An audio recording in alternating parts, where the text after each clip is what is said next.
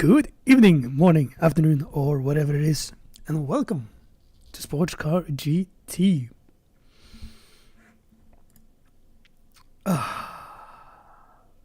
Childhood memories. This was one of the first sim games I ever got, possibly the very first, for the first PC we had at home. We did have an old computer, which I guess was a PC, previously.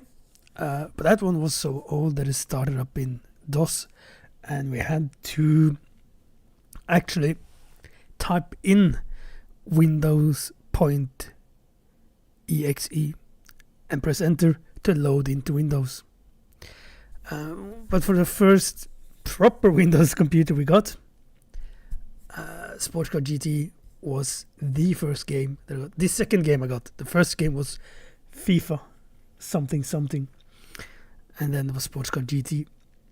I was 8 years old at the time, and we didn't have a steering wheel or a joystick or anything, so I played the game with a computer, with a keyboard, and of course on a computer. So that's what I'm going to do in this playthrough as well. It is retro, it is from my childhood, so I'm going to use a keyboard.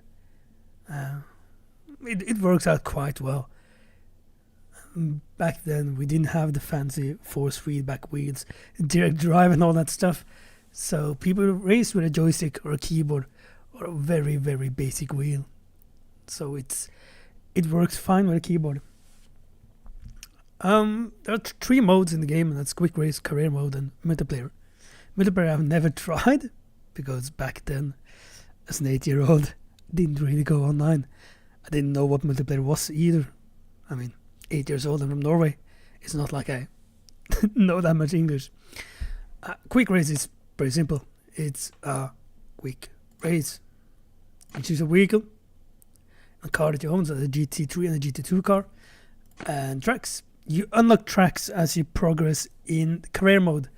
So yeah, and also the game isn't completely original. It has been modded a slight bit to enhance the graphics a tiny bit, and also open it up to more than 15 opponents. Problem is that often crashes some of the tracks. That's also a thing in the career mode. At times when you load in tracks, the game just crashes the desktop. And to fix that, I'm sure there are more ways to fix it, but one way to fix it is to fire up the game again, go to quick race, choose the same track, weather condition and cars, but have less cars loaded in, and then the track loads and you can go to career mode and load in the track. That might happen. And also like Lonesome Pine Raceway and the USAR Indianapolis Raceway Park, I don't have the tracks. I don't know why the graphic modes and stuff adds those two track lines, but I don't have the tracks. There are some fancy tracks in the game, especially at the start. Chatham, North Point and Sarden Park, fantasy. Lamrock is not fantasy. And then you got the race options with damage and tire wear rate, and basically what you know in rFactor 1 and rFactor 2 and all the GMotor games today.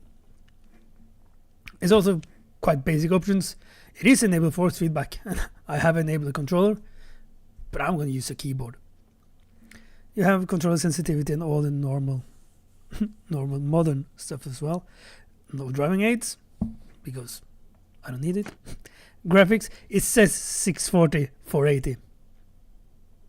That would be basic in the game, but to get all games to work on modern systems, you often have to use a DX Voodoo, something Voodoo that I use. So I have big resolution than that, and I also turn off all the music as always.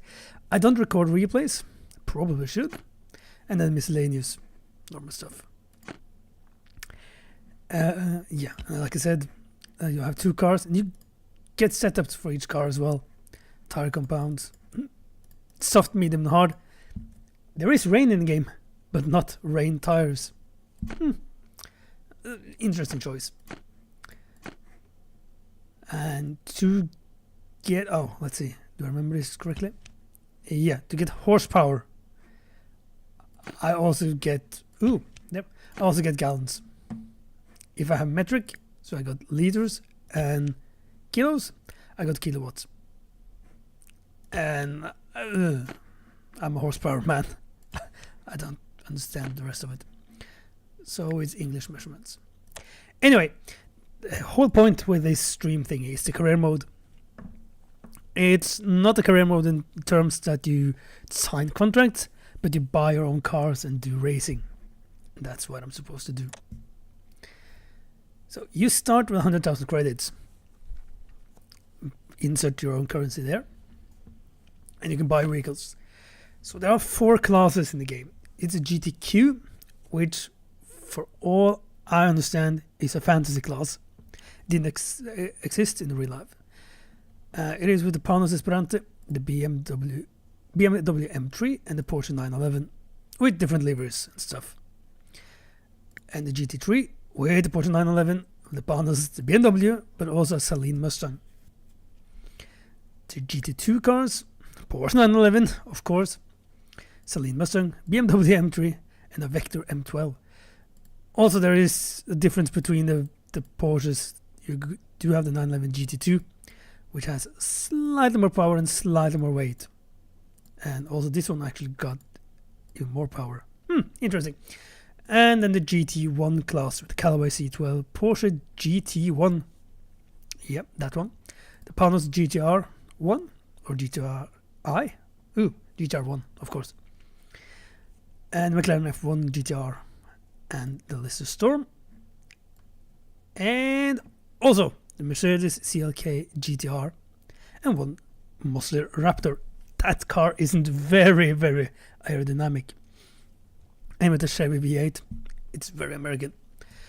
So the game is loosely based on the 1998 American Le Mans Series season. I say loosely because, yeah, there are inconsistencies. You can sell the weekly owns, and then there is this tuning thing or upgrade thing. So you have to, or you don't have to, but to be able to win at high difficulty levels, you really should upgrade your car. That costs money. And then you can see the schedule when the season starts. Anyway, to start out, I need a GTQ car. And I know that the BMW doesn't give me any credits for upgrades, while the Porsche gives me the most. I don't really care about that. People know me, know that I like to go for liveries. So just having a quick look through to see what... That wasn't pretty. To see what car has the most fun livery. And there's basically no doubt. there's one car with flames. There's one car that stands out. So that's going to be my car. The GTQ is an entry-level series like GT3 is today. So it does have anti-lock brakes ABS system from default, which I guess is a fine thing. So I got 20 credits, and yeah, I think the best thing to do is to get a bit more power in the car and get it a bit lighter as well. I mean, I probably should have done tires. Yeah, the grease brake system. I think that's gonna be it. There, fine. 500 credits left. I don't have to pay for repairs of the car or anything, so that is good. And now I've been talking for 10 minutes and not actually driven anything. Time to start the season. So because I'm in the GTQ car and hasn't won the GTQ championship, or maybe it's top 3, I can't actually remember, I haven't unlocked any possibility to drive a GT3 championship. So I don't need to have a GT3 car to participate in the GT3 championship. I can't use a GT2 car, of course, but I can use a GTQ car in GT3. Might be hard to win, but that's how it is. So maximum amount of opponents, of course, 15 AI cars, and then me. Medium race length. We'll start there and see how that goes. This will be a series of many parts. So max race length, that would be too much, I guess. And let's do high difficulty, because I can't remember what level the AI cars are driving at. So high sounds like a good thing. New season, and yeah, no season progress. So that's it. So the problem with the 15 AI cars here is it's not very easy to spot. But if you go to buy vehicles, you can see 1, 2, 3, 4, 5, 6, 7, 8, 9, 10, 11, 12, 13. That means there are 12 AI cars and me. That's 13. But there are 16 cars doing the races, which means there are 3 names that will be repeated. Like the number 82 Porsche, Craig Stanton, is entered twice. It is a slight immersion breaker, but I guess that's how it is. And the thing is, many of the cars actually do have multiple drivers in it, because you can do driver swaps. So that would have been an easy fix, I think. Schedule 3 races in GTQ. It's Chatham, Southern Park and North Point. So only fantasy tracks. And that's it. Soft tires. And I am ready. Let's do qualifying first, then, just to get a feel of the game. I should have had less fuel. Never mind. And if Roy is still watching, good evening, Roy. Please give me some feedback on the sound of the game compared to my voice, because on my headset the game sound is really loud, but on the OBS it's not.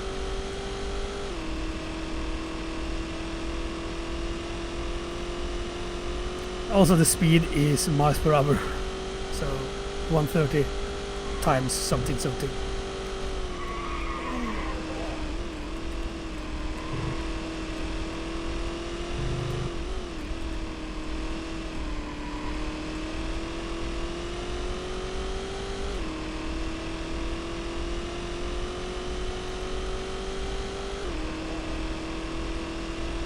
Oh, good evening, Alex.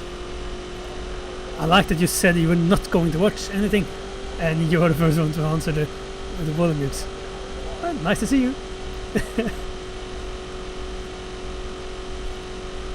I also like that it says choice 1 on my car, because it was my first choice.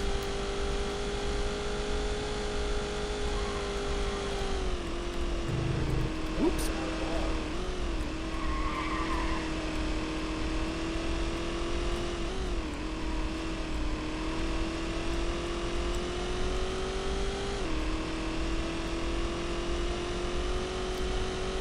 Qualifying is quite simple. It is an out lap and then 2 hot laps. That's cool. I don't know where I am though. If this is good enough for first, or if it's 16s. Like I said, I don't know the AI levels. I can't remember what I used to play with.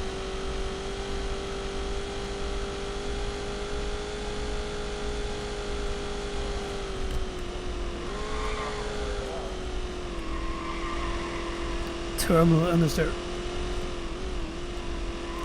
Come on, grip, grip, grip, grip. 3 tenths up so far. Good, good. No, there is an onboard cam, but not a cockpit cam.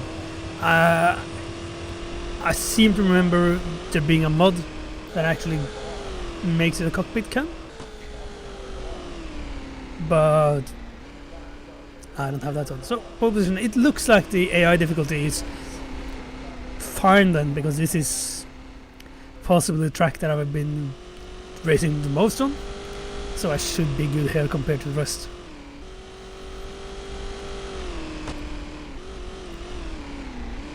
Yeah, yep, looks fine. No, I don't think we drove the reverse version, Roy, because the Chatham track actually got converted to rFactor, but not in a reverse layout, only this one. So I do think we have been doing this track, because I probably forced you to it due to being the favorite track from my very first sim game. So yeah. I think you're right, Alex. But there are only 3 cameras in the game by default. That's onboard, which is the bumper cam, and the swingman and the track side. And I, again, due to the retro way and how I did as a kid, I used swingman in this one. So here is one of the risky things. Race mode still says qualifying because I did qualifying. If I don't remember, click race, I would do qualifying again, and then again, and again, and again. That's boring. Anyway, let's go.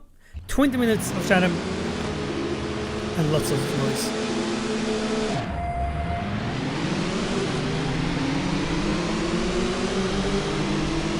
And now I guess the game noise. Game sound is a bit loud. Because I can't hear myself speak.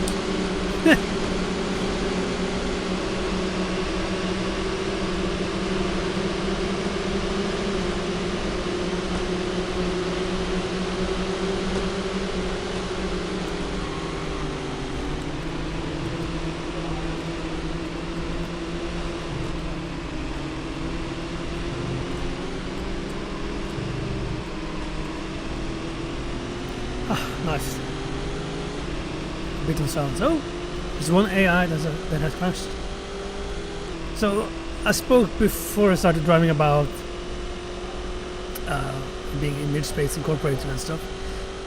People have been playing the F1 challenge game, or the Formula 1 games that they made for EA, or rFactor 1 or even rFactor 2, can recognize some of the UI elements, like the position line at the bottom of the screen here.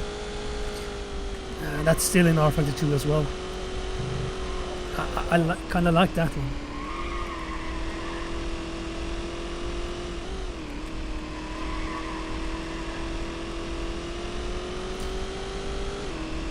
Also, I don't know how it will be in race 2 and 3, but I don't expect there to be lots of fighting in GTQ. It is the entry level and the AI is quite... yeah. Even though the difficulty is high, it's not really high.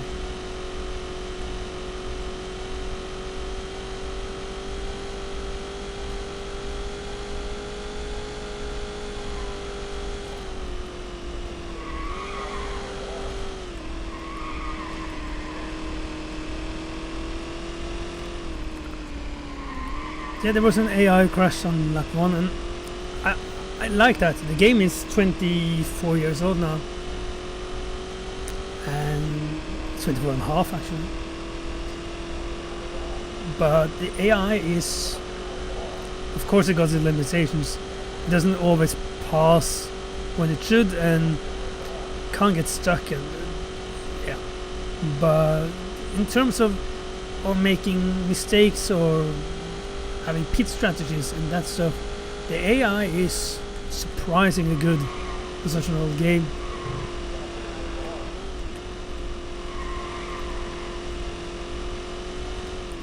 Might be a bit slow, as you can see, but again, it is the first championship. Like all games, the difficulty ramps up the further it progress.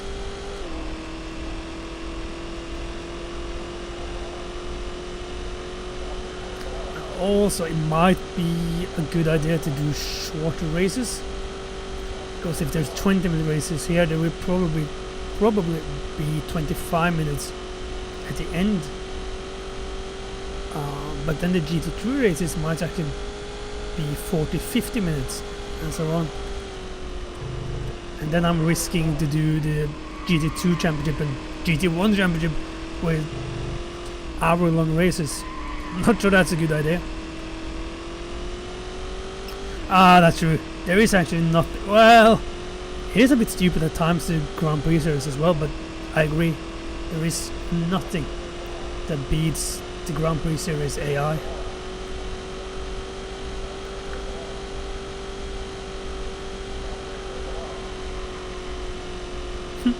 Hitting the apron.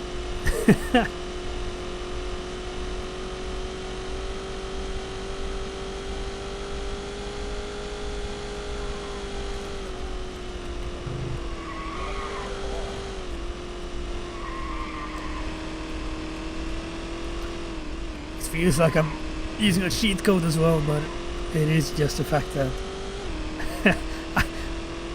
there is not many tracks in sim racing that I've done more laps on than this. Possibly no, not Adelaide, Melbourne, for one track there, due to being the first track in almost all the F1 games I had as a child.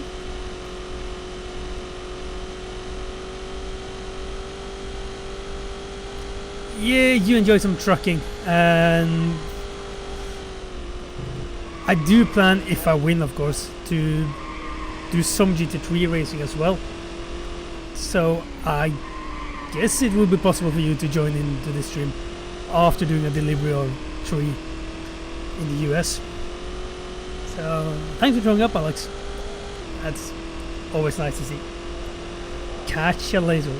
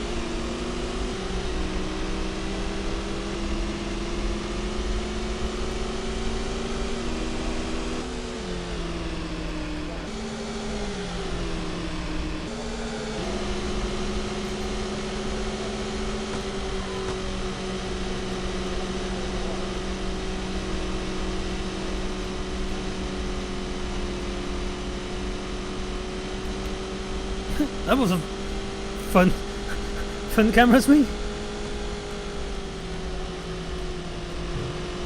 It also looks like I might actually have to do a pit stop in this race.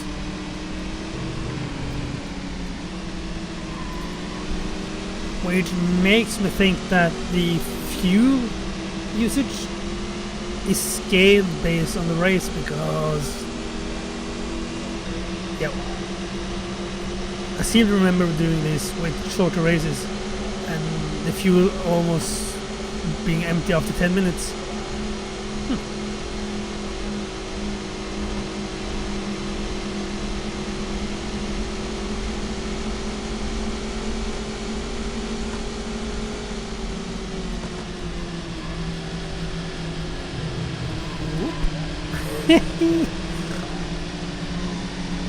Move it.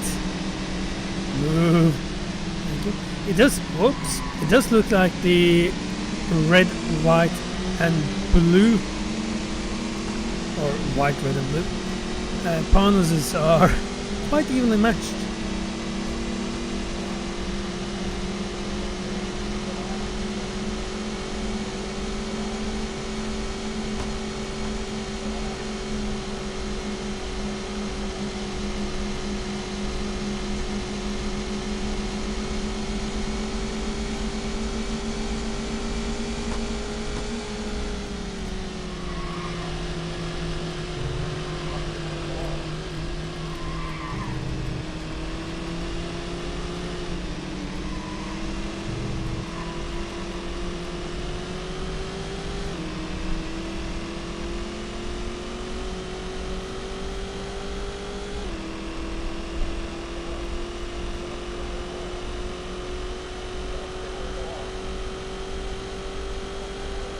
Yep, half a tank of fuel left and 8.5 minutes out of 20, so that's gonna be a pit stop.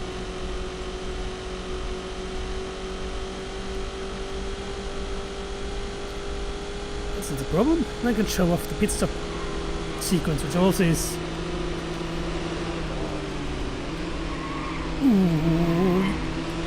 a bit optimistic there. The pit stop sequence thingy, which is also quite like rFactor. rFactor 2. Or rather that rFactor 2 is still like what they made back in the 90s.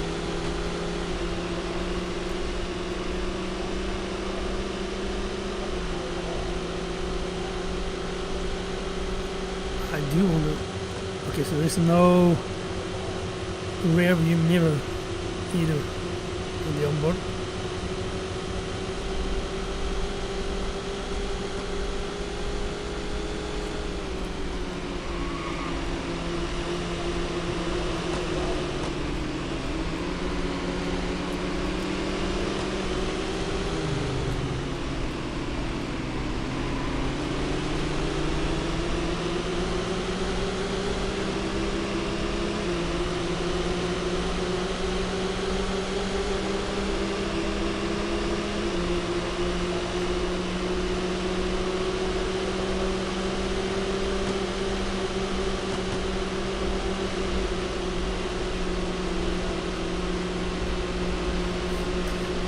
I also like that it doesn't say halfway or something. It's race midpoint.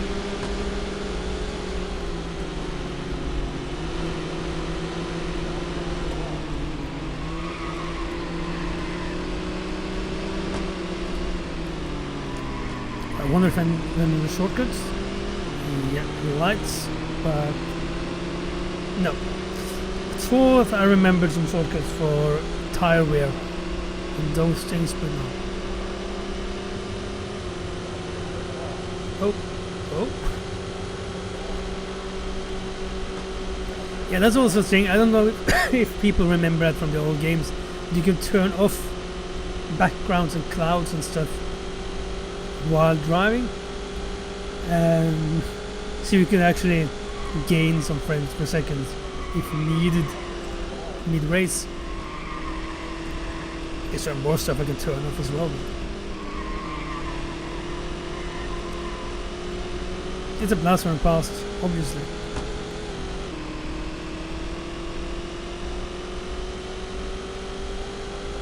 Not that I can see any difference between that, but it's a fun thing.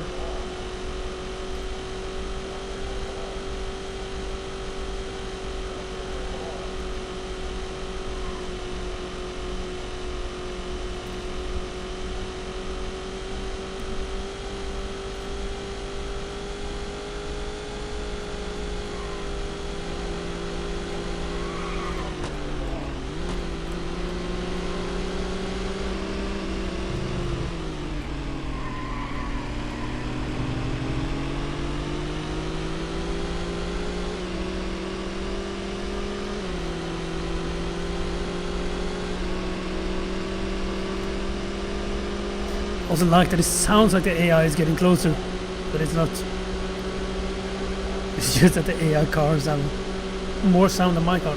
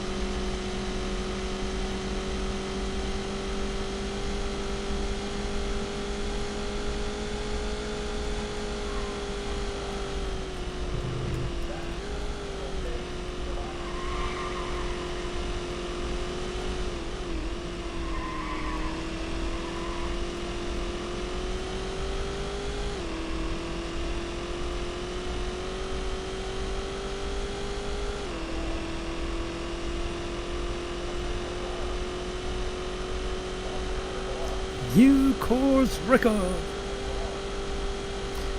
There's no wonder I get a new course record. It's a new player, not done a single race before.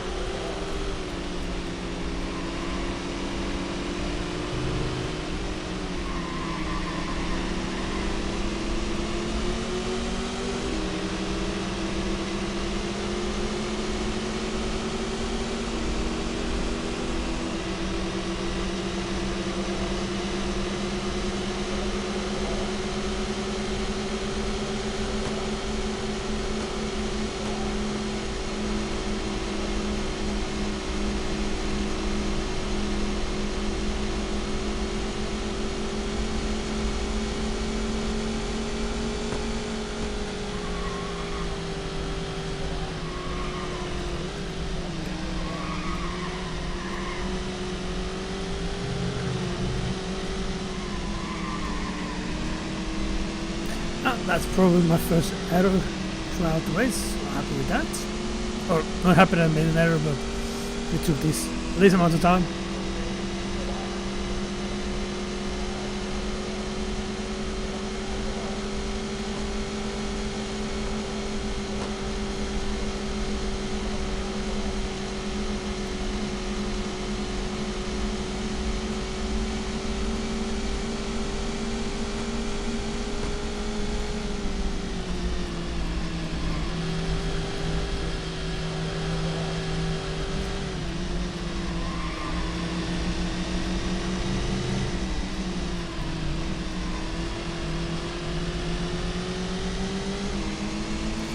Running low fuel, so I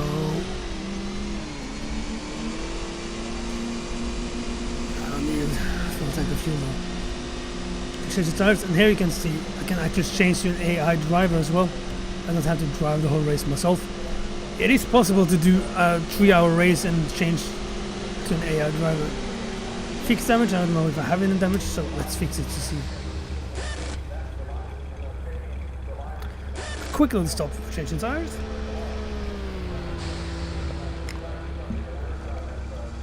Oh, and it's AI control in the pits. I don't control the car until there.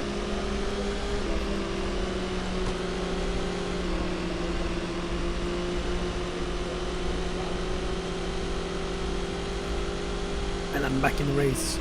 So half tank of fuel and fresh, nice Goodyear tires, possibly. Yokohama, of course. There are Yokohama banners all over the start finish line and on the spectator stands as well.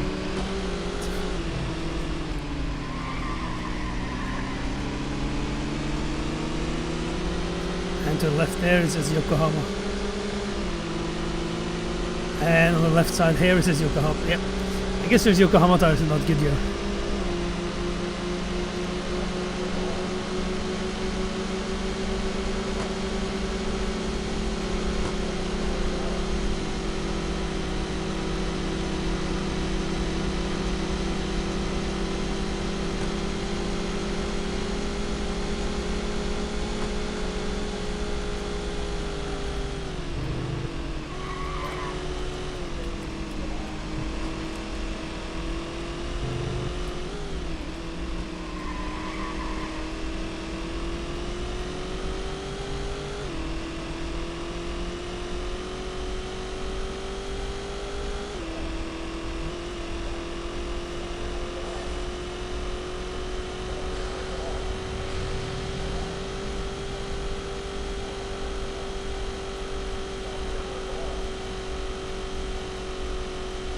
Oh, I just now realized that the sound I heard was someone in pits.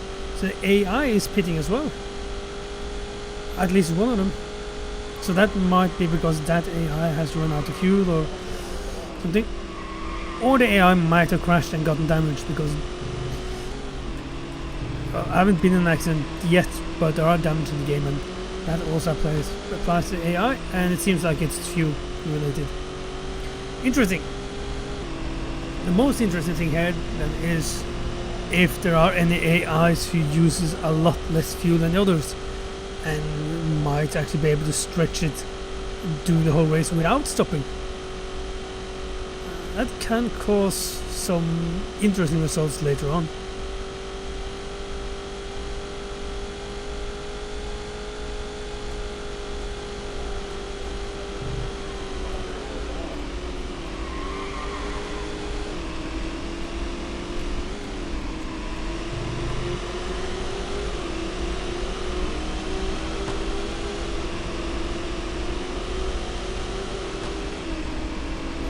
Yeah, there's pit stop heaven all around here now.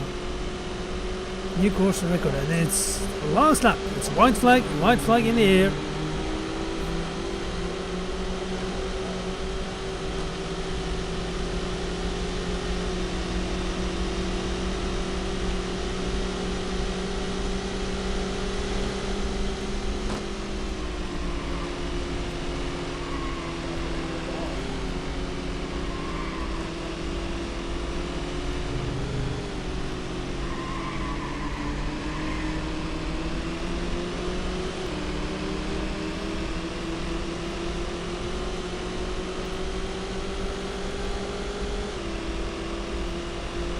And there we go. Quite easy first race. I like this was a 20 minutes race and I spent 20 minutes and 2 seconds. So yeah, winner, chicken dinner.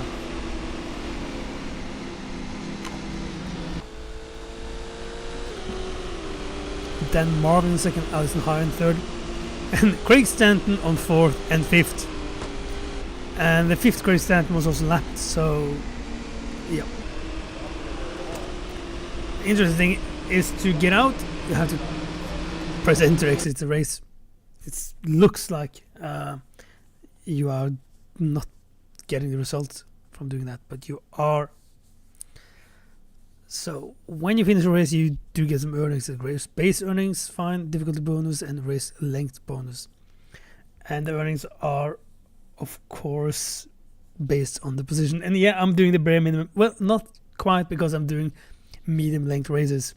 I will be doing short length races from the next championship on, because the medium ones, 20 minutes will be the shortest possible race, and there are very few short races later on, and I don't feel like doing races that last for 1 hour plus. So yeah. Okay then, leading championship with 11 points, ahead of Dan Marvin with 7, Alison Hine 5, and then Craig Stanton with 3 and 1. Got some money, can upgrade the car. There's no point really, because I won one race, so I don't see any point in doing it.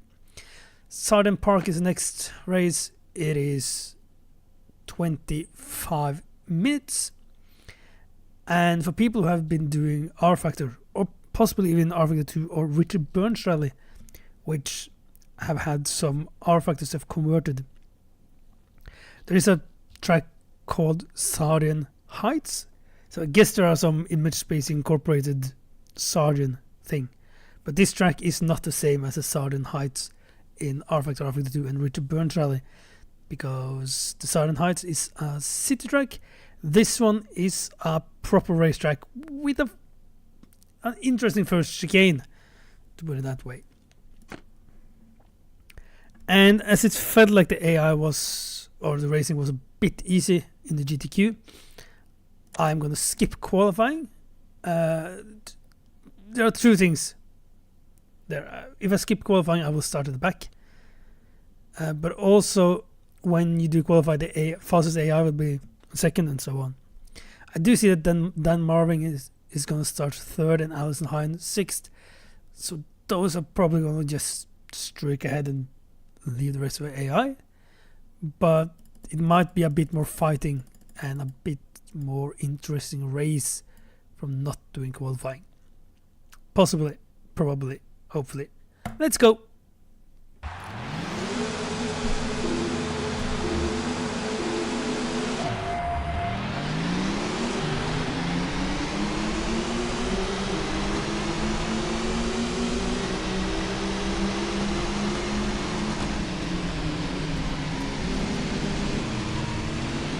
Well, I said that AI made mistakes, and that was a very good example of that happening.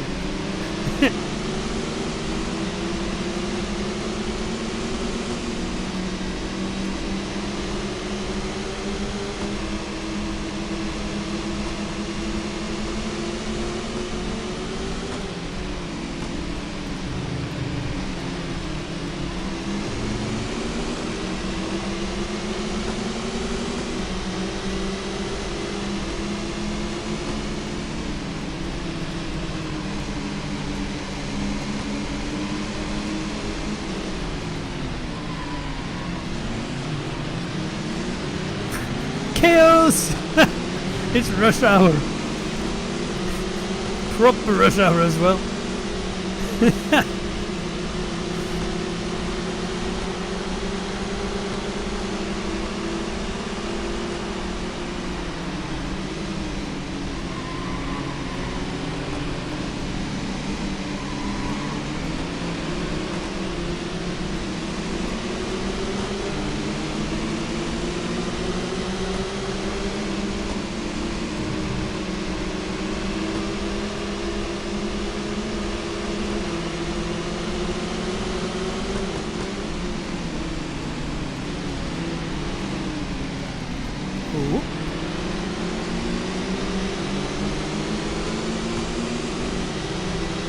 It's almost too bad that Alex isn't watching this, because he would see that the AI is...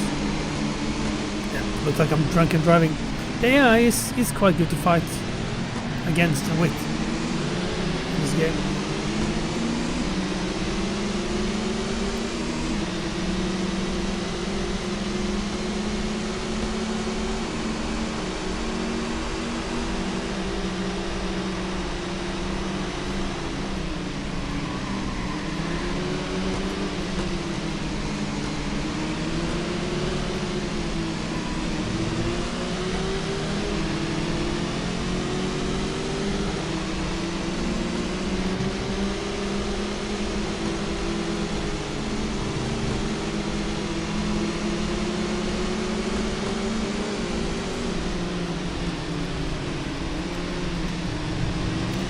I actually need to concentrate quite a lot now.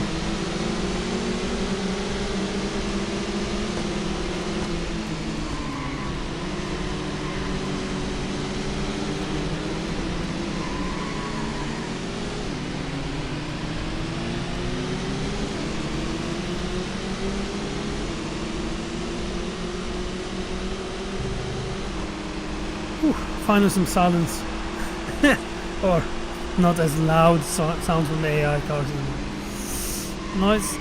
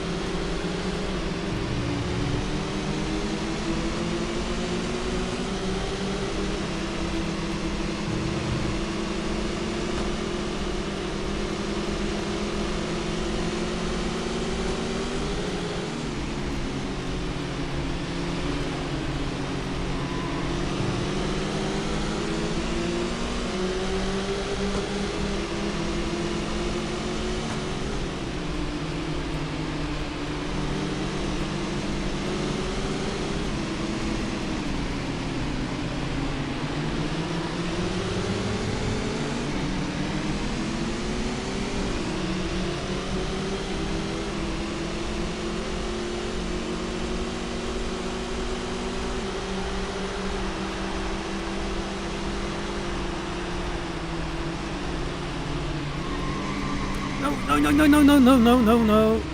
Ooh.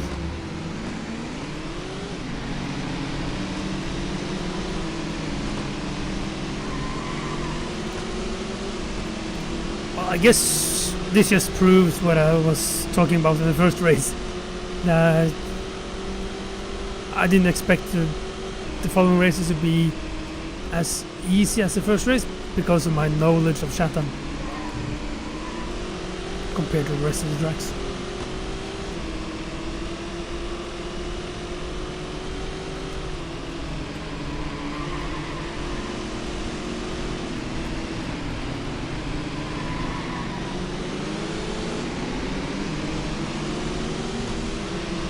Also, I guess that Dan Marvin and Alison Hine is first and second and just pulling away.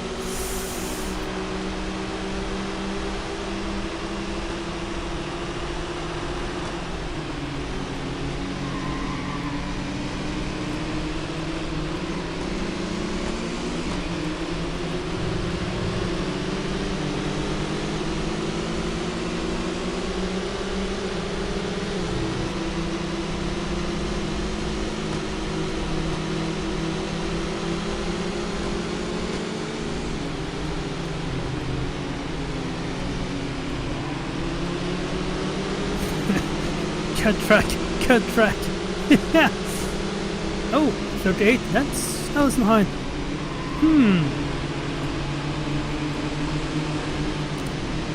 Interesting.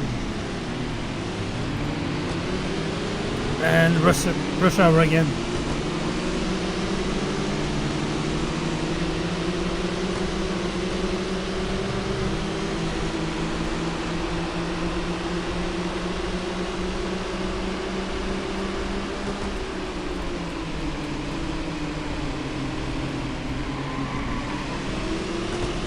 It's also surprisingly easy to make mistakes, especially in the first chicane, the first right-hander. Well, if you're trying to be really fast and get close to the concrete on the inside, it's so easy to hit it, and then you get massive damage on the car, and you have to do a whole lap of massive damage, which quite logically is not that good. It actually looks like there's a Palmas running a second. That's a surprise. I like it though. I like that there are at least some difference between the AIs from different tracks. But it's not just the same AIs in the same cars that are the best on the same on every tracks.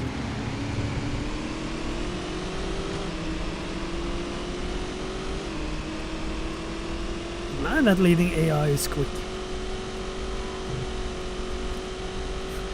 Crikey, Nate.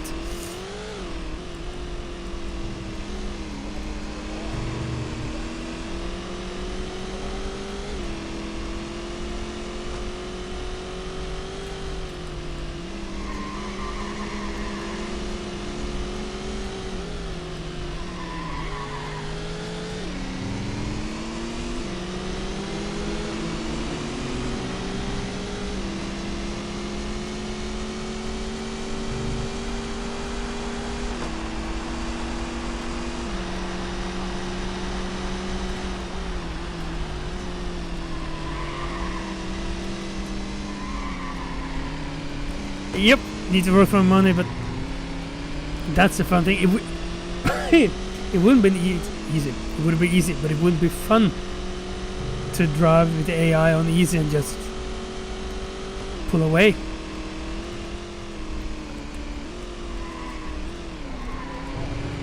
Oh, who knows?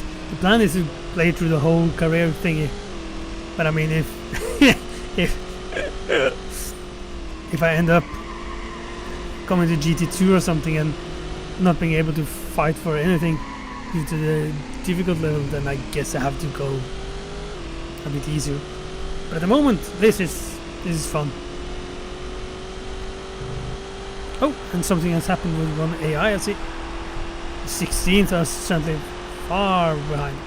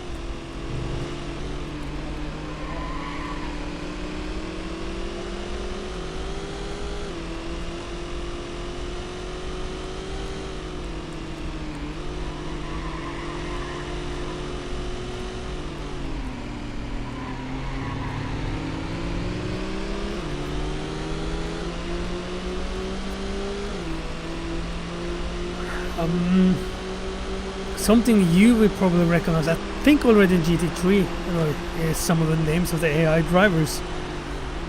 So if you stick with it for half an hour or something, then there might be some familiarities. Oop.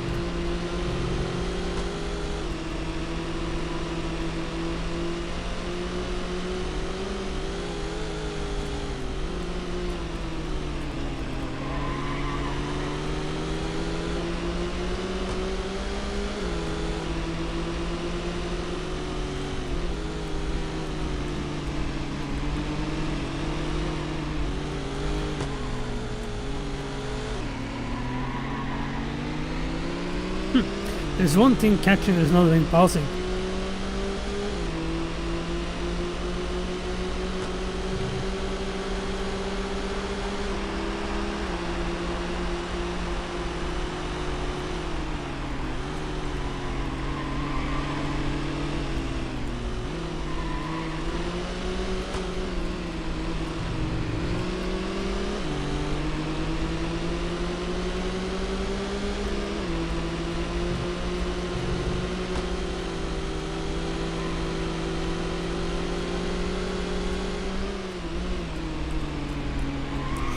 Whoops.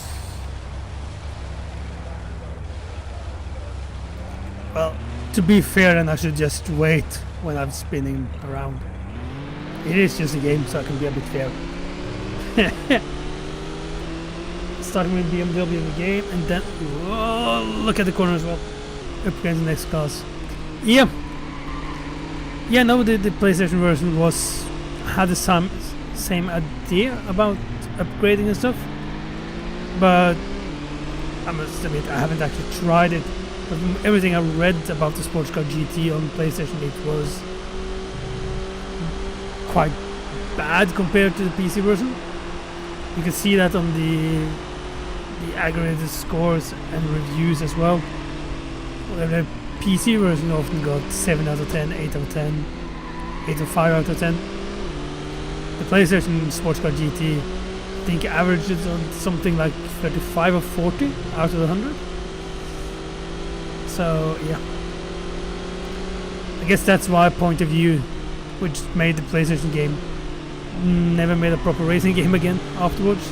Only the weird simulators like the bowling simulator and Poker Stars games and that stuff, and some NFL, NBA games. While Image Space and again, Image Space ended up only doing sim racing games in the future.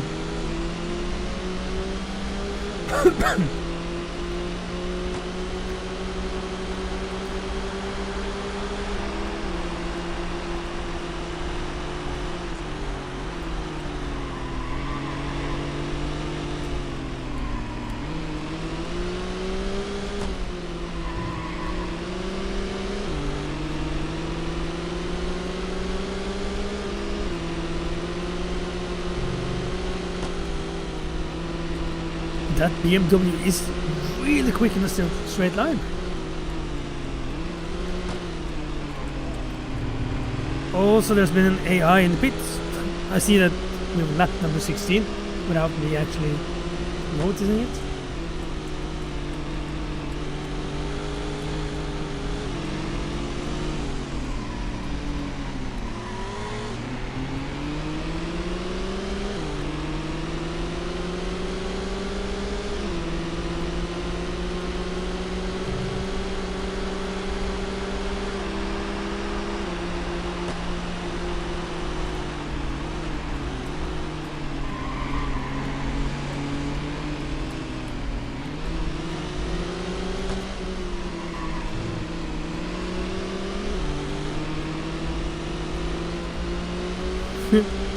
That was a sketchy move.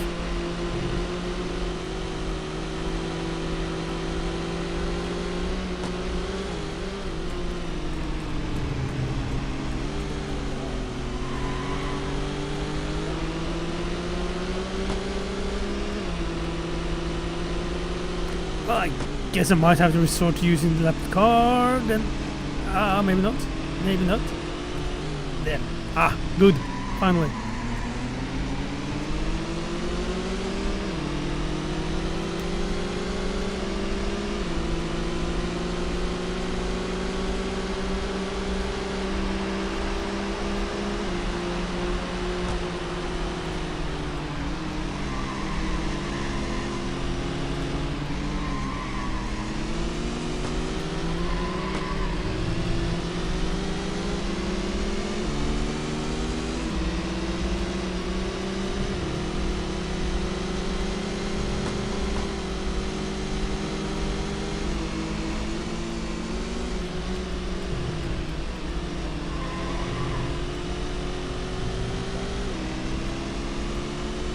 And then I guess it is Dan Marvin who's stuck behind the lap car for a little bit.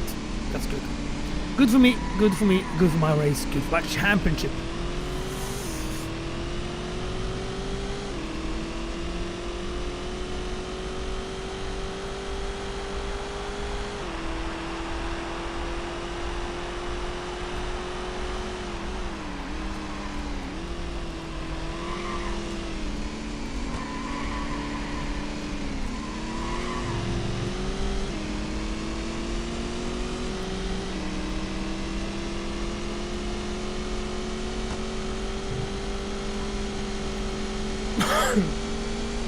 Sorry. Seems to be the hardest part.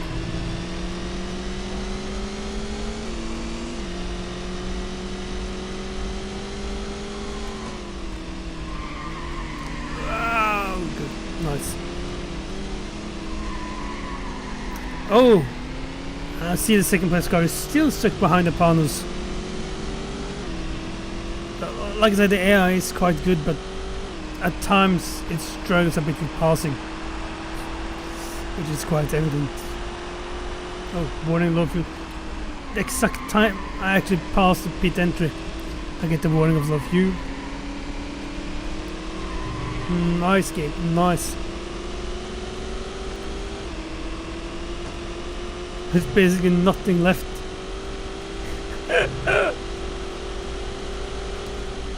Lift and coast and lift and coast.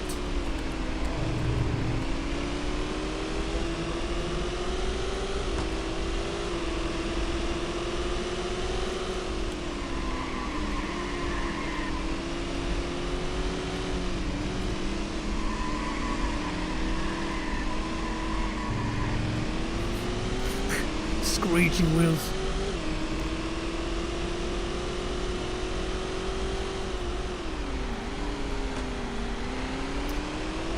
Yeah.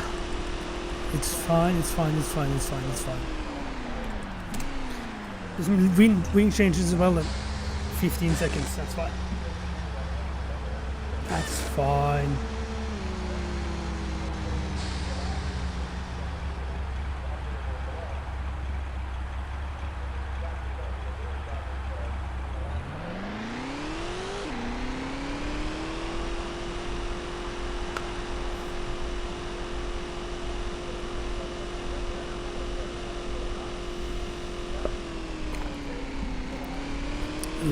Long pit exit.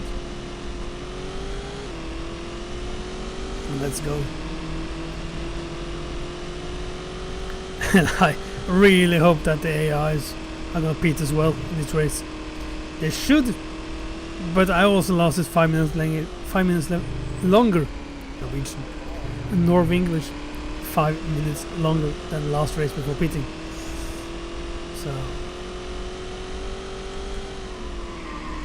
At least I have fresh tires.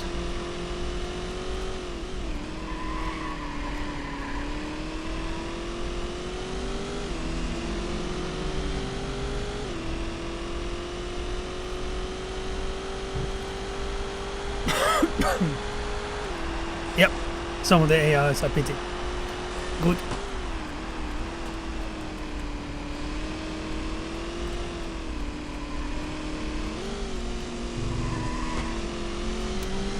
Whoa. It is a bit risky pit exit on this track. And that's putting it mildly as well.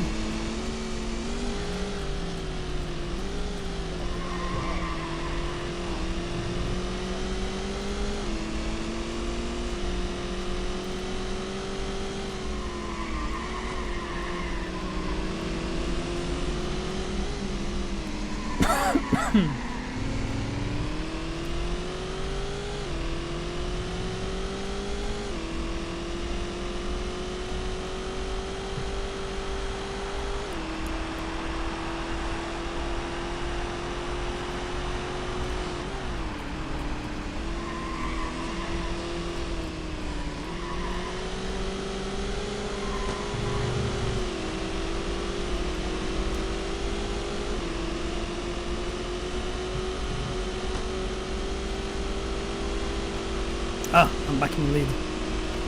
It's good.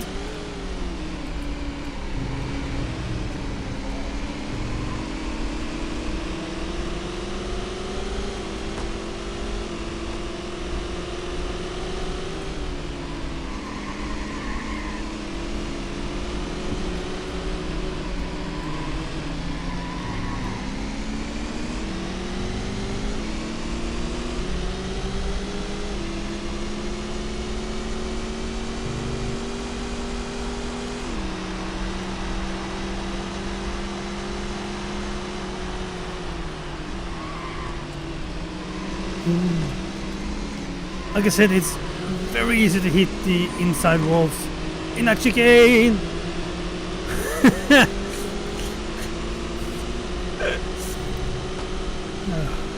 The AIs are coming out of the pit. They are really just coming straight out of the pit onto the track.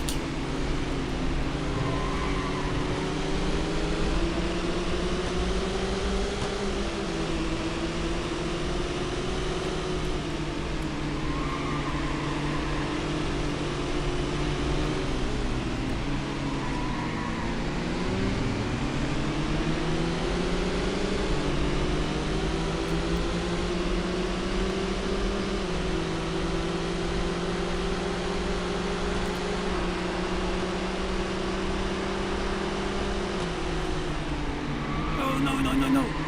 Oh.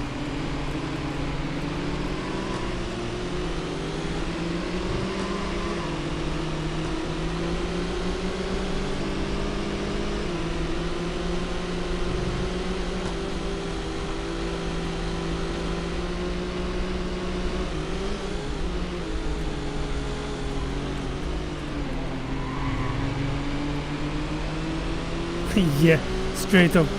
It is more like they're coded to go straight out of the pits, and that just coincides to be the racing line as well, and they just floor it.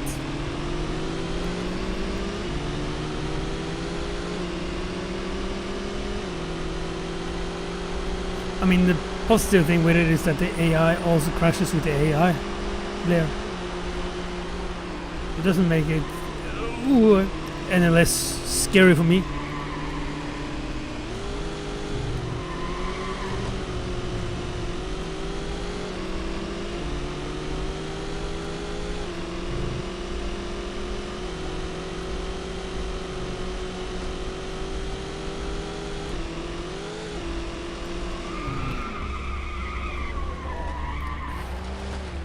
Interesting.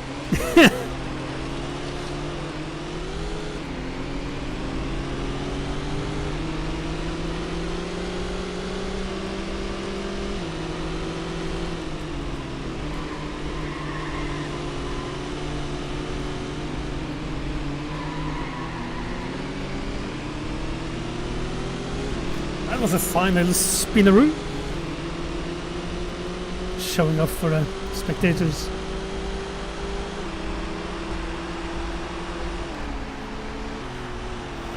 Yes, 2 races, 2 wins, 1 race to go.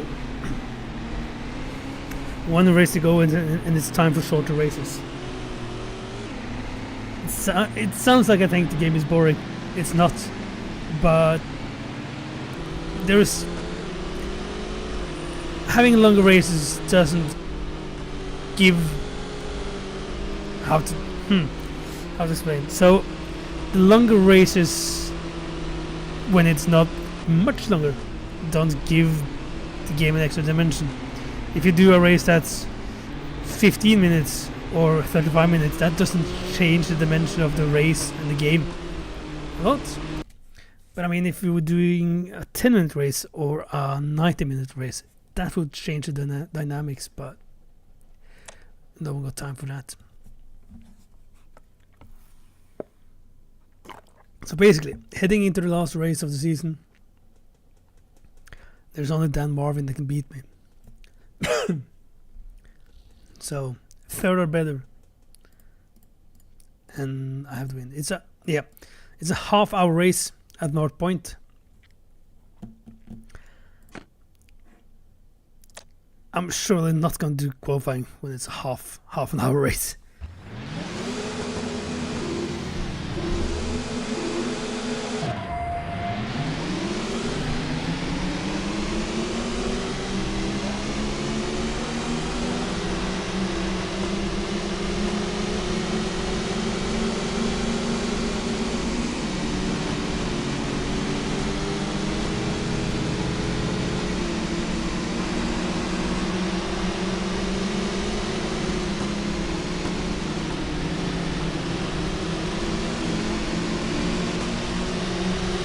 Yep, rush hour again,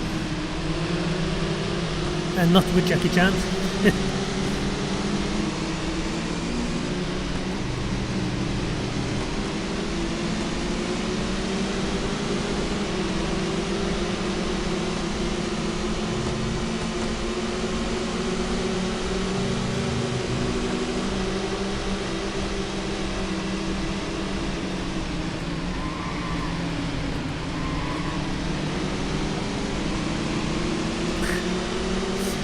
I got so fixated on the BMW that went off the track that I almost went off myself.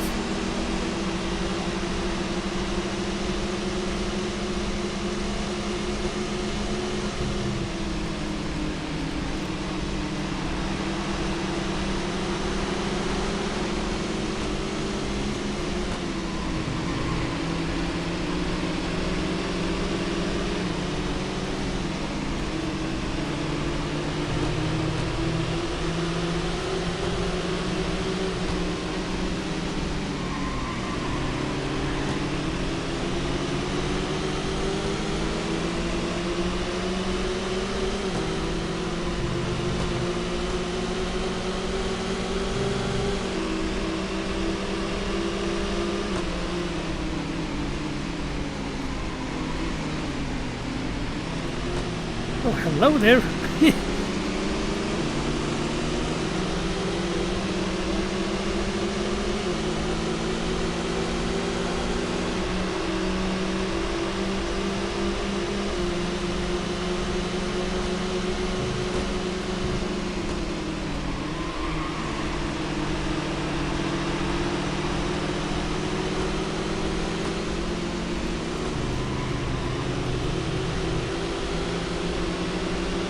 At times it feels like I'm not in a rally game, but it is a bit of power sliding, which isn't necessarily what you would think of doing with a GT Porsche.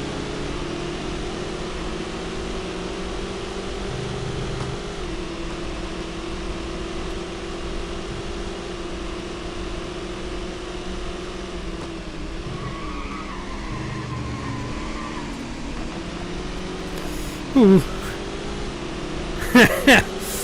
Oh, this race might not be as easy as it felt like the first couple of minutes.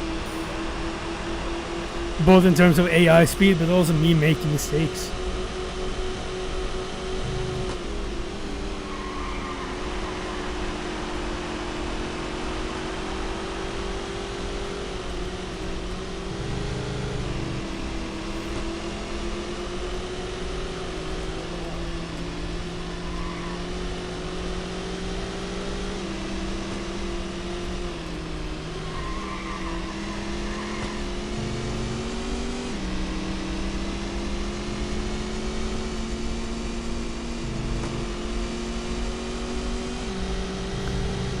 Another thing I always wonder about is why the AI does the Monaco style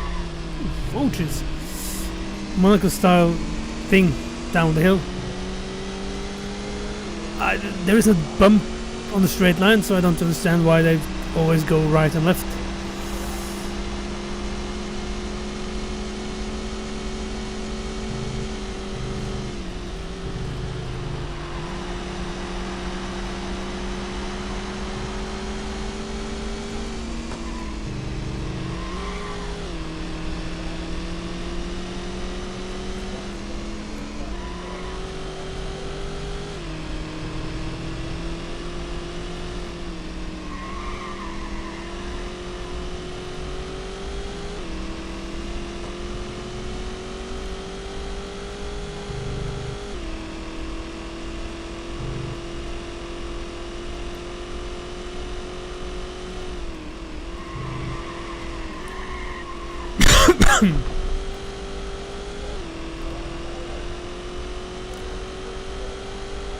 Yeah, it's gotta be a new course record.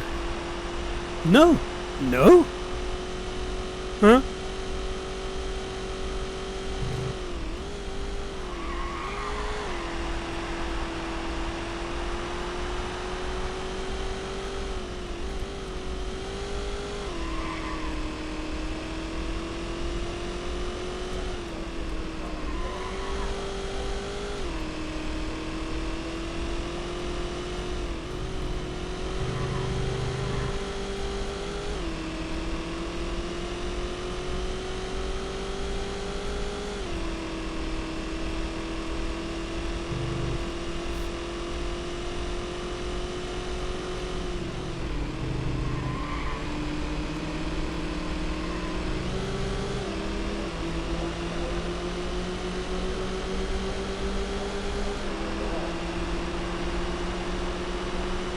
Oh, 1/100th of a second behind my previous best time.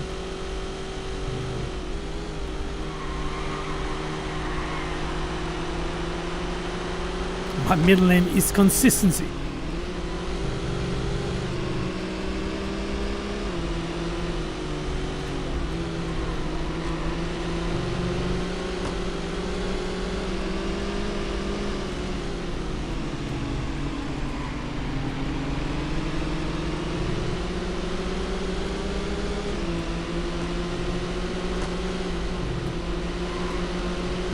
That BMW is still quick in a straight line.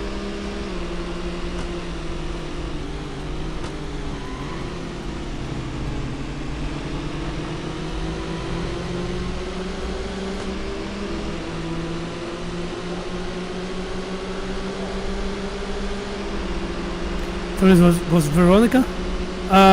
Okay, what reference am I not getting now? Oh, my middle name. Yeah, how funny.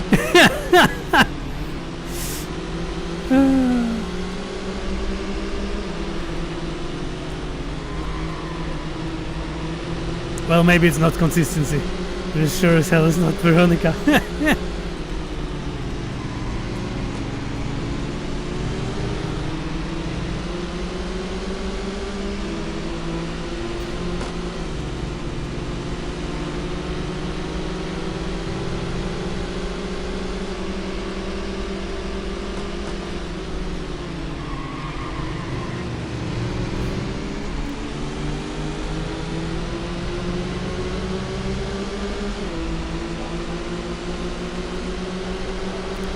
Jesus, the BMW.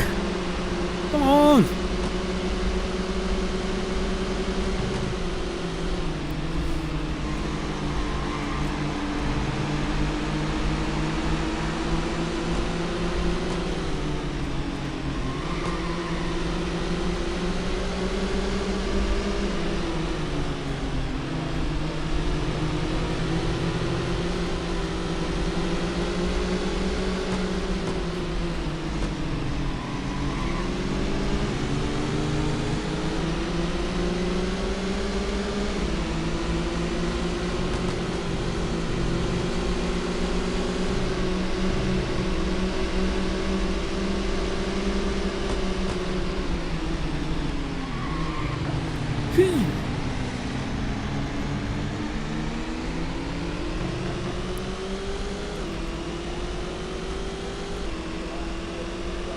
Yeah, now the BMWs can pass the lap cars, obviously, and do both at the same time. Yeah, come on.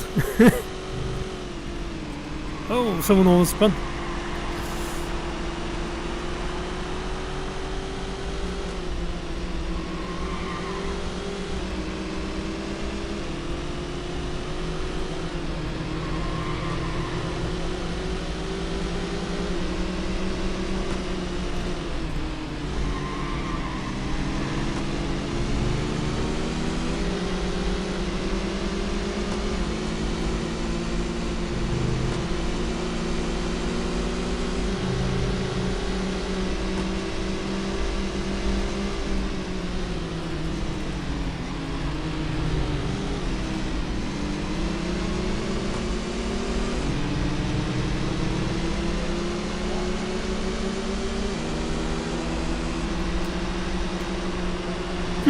There's a bit different straight line speed between the BMWs as well, by the looks of it.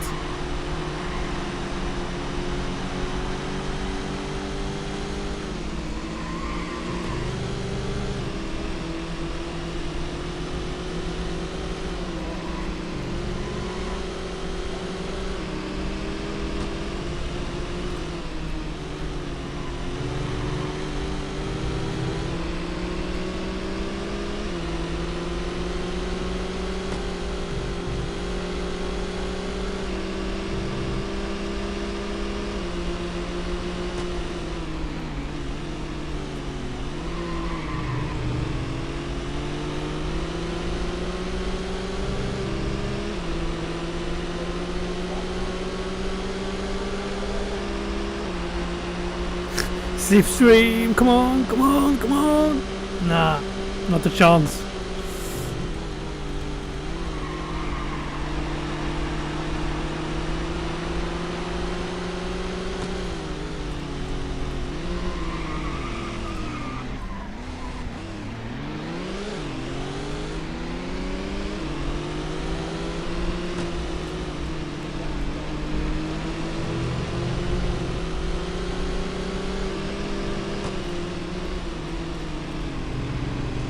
Now, there, yes, good.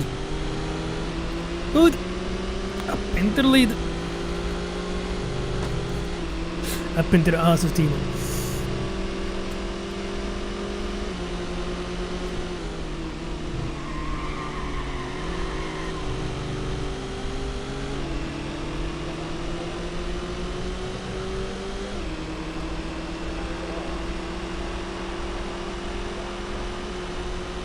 Yeah, push to pass is activated.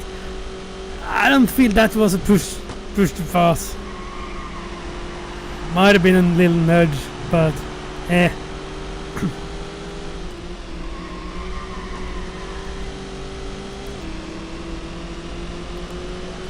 This is almost like touring cars. The slow GTQs, that's almost touring cars. So a touring car pass is fine.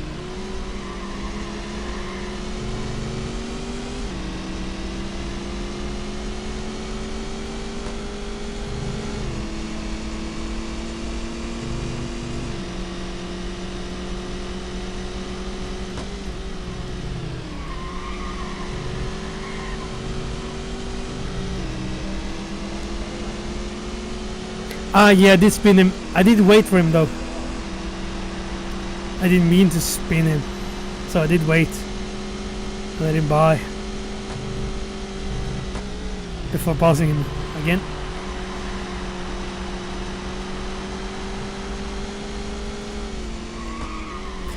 There are times where the AI is throwing the car here and there and everywhere.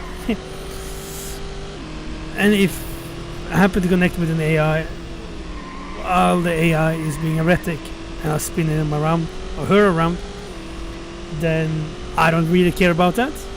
There are times where the AI is driving smart and I'm screwing up and spinning the AI, then I don't want to gain a position that way. I know it is quite like online sim racing, that if you hit someone then you should just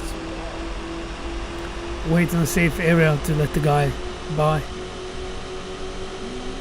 So this is a single player game and it doesn't exactly work the same way, but I think it is a nice way to go about it. If not, it's very simple in this game to just go a bit maniac, because, and I think it's a positive thing, but you can spin the AIs around fairly easily.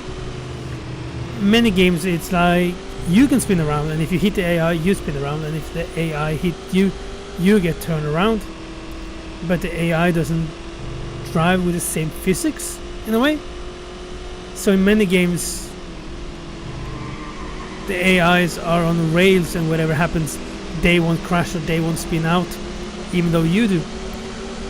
In this game, however, the AIs can be spun out, and they can spin out by themselves and everything. So, yep. Speaking of, ooh, that was almost.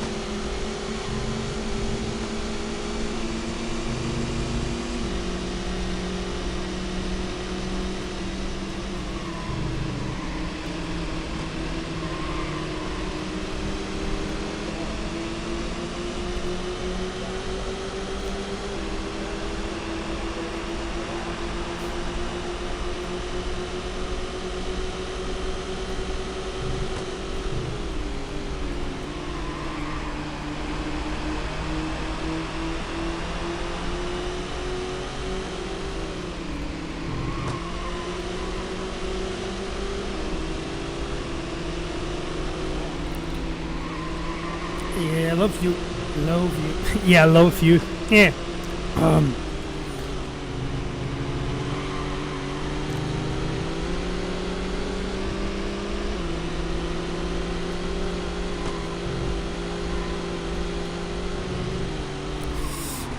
Ooh.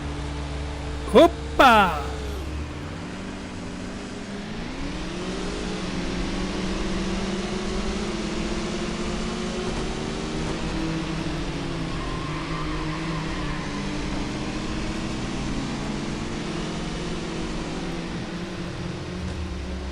Yeah, and if I'm not finished with the pit menu by the time I've stopped, the pit stop doesn't start. And I can't bring up the pit menu. Oh, I probably can, but I don't know the shortcut for it. But as far as I know, I can't bring up the pit menu while driving. So at some tracks like this one, where the 16th grid positions pit box is really early, that's an issue.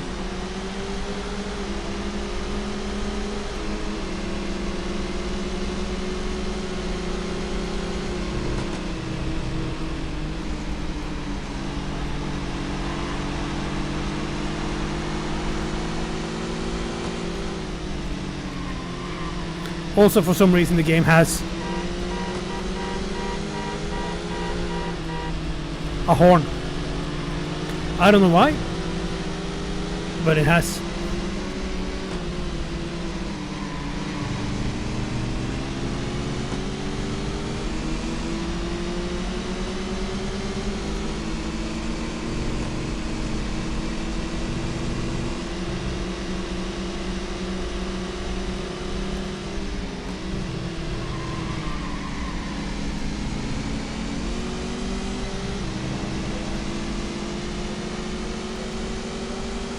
Even though my tires weren't worn, like you do get a warning, tires worn when they're worn.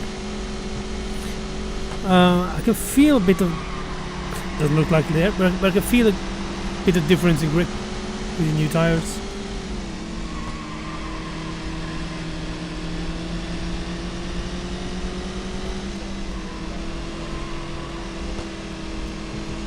Doesn't necessarily mean that I'm going to be any quicker because it's a bit different to drive, but yep.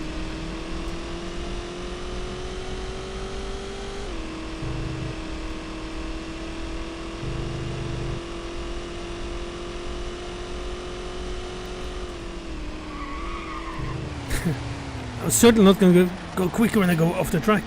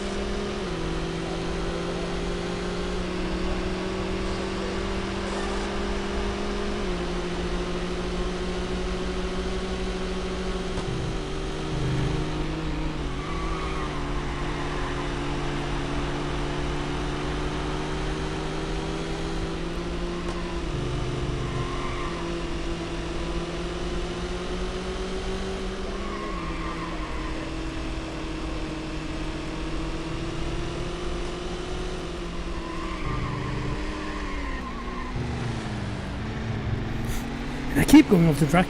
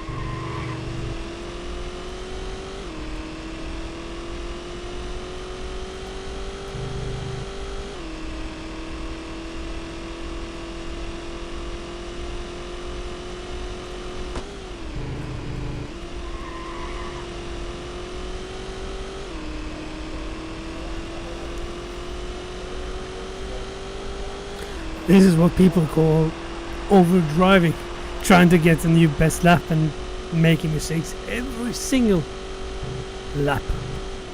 Luckily not every single corner, though it's not far off that either.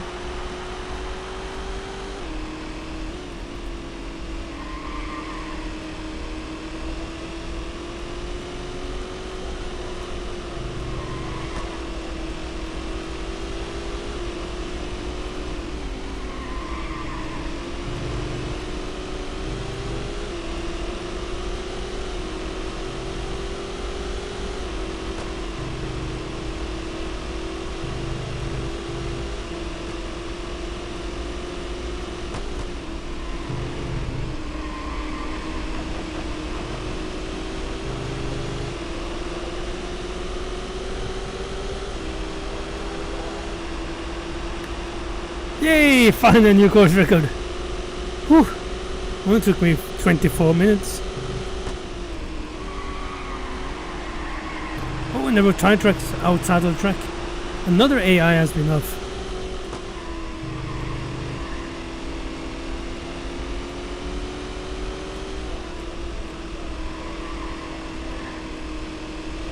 I still think that's a cool thing. But they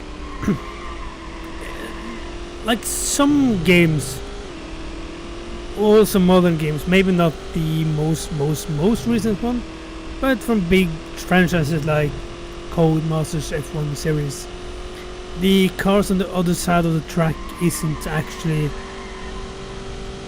driving, it's just simulated, so they don't exist on the track. It's a simple way to do AI kind of racing without actually using any processing power or any power at all on it, or much at least.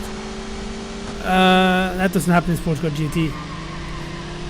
The cars are driving everywhere, so on the other side of the track there might be two AIs crashing, damaging their cars and heading to pits.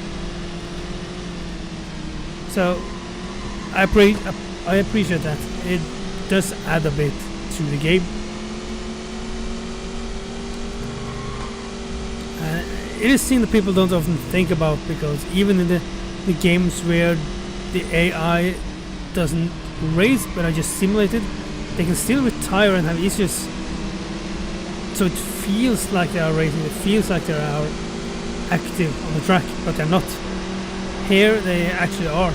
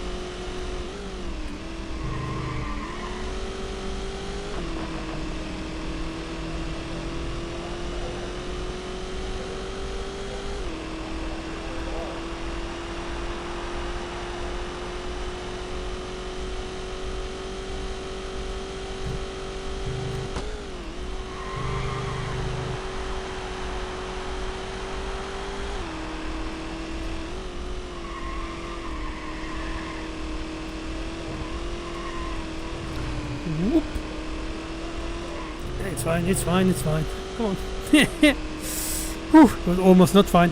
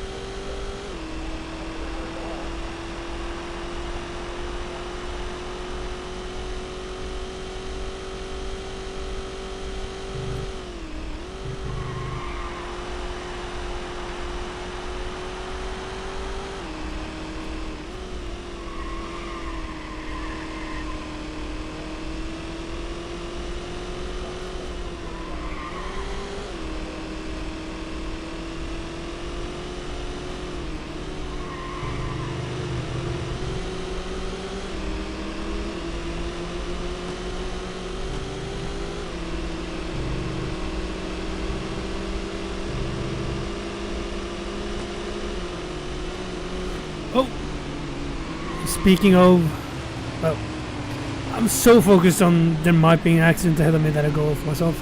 But yeah, speaking of the AIs being that they do actually race, even though I don't see them. There was a lot of smoke there and tire marks going off the track. So, yeah.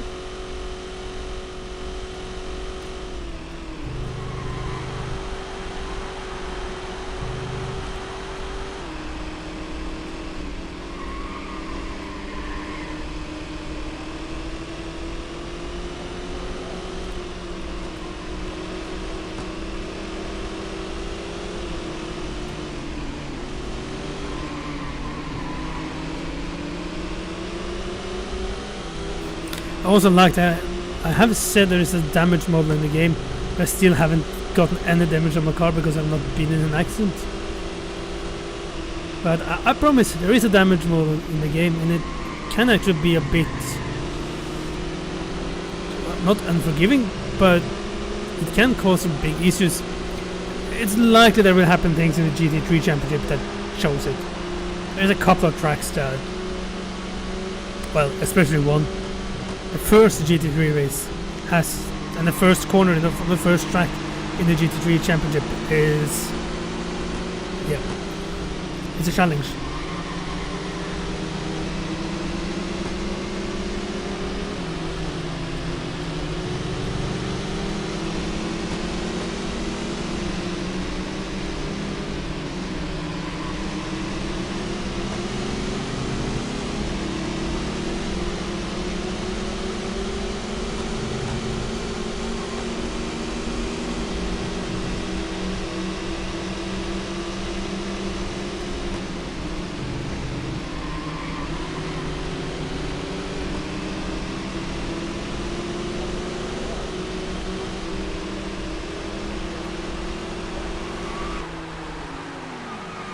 Yay! Championship victory! 30 laps. 30 minutes, 9 seconds. Yeah.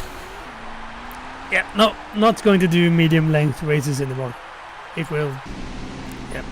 The further you get up in the championships, the longer races are. So that's not going to be a thing. And yeah, typical win and difficulty bonus and race length bonus and season finish base award. So 200,000 credits for winning the championship, which is good. Which means I can buy a new car. But before I'm gonna do all that stuff, because this took a bit longer time than expected, I will be starting the GT3 championship. But first I need to have a small little toilet break. And I'll be back in a minute or 3. So, catch you then.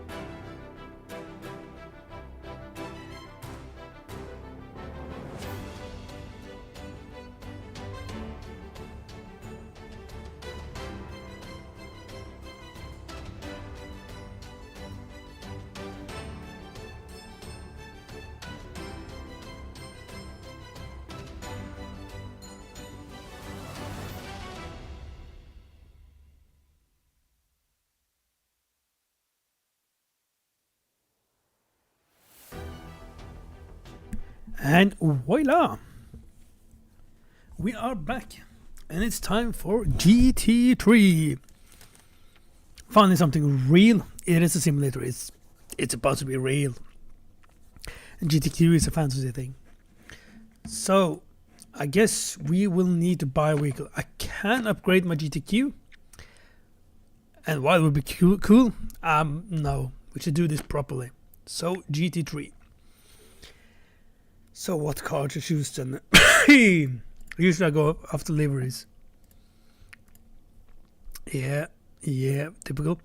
This is a bit interesting. This is an image space incorporated BMW, also number 33.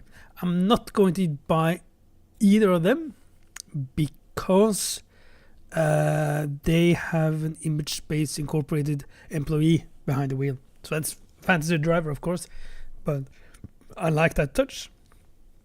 I'm not gonna buy either of them. Well, that's a cool car. Yeah, I like that one. Not a big fan of the rear of the car, but the front of the car is good. It would be slightly boring to do another Porsche though. Then the Panos, Road Atlanta. Oh, there's a difference between the Porsches. This is a bit better. And then there is a clear team, boring liveries, white cars, another white Panos, boring, and it was that BMW, and a blue Porsche. It was kind of cool. Oh, there's two blue Porsches, and another Porsche, and a Celine Mustang. Oh, that one got number 77. Let's see for the future then. So I should really go for a Mustang or a Vector maybe in that one. Okay, so either number 77 because that's my number, or I should go for the Porsche I really liked.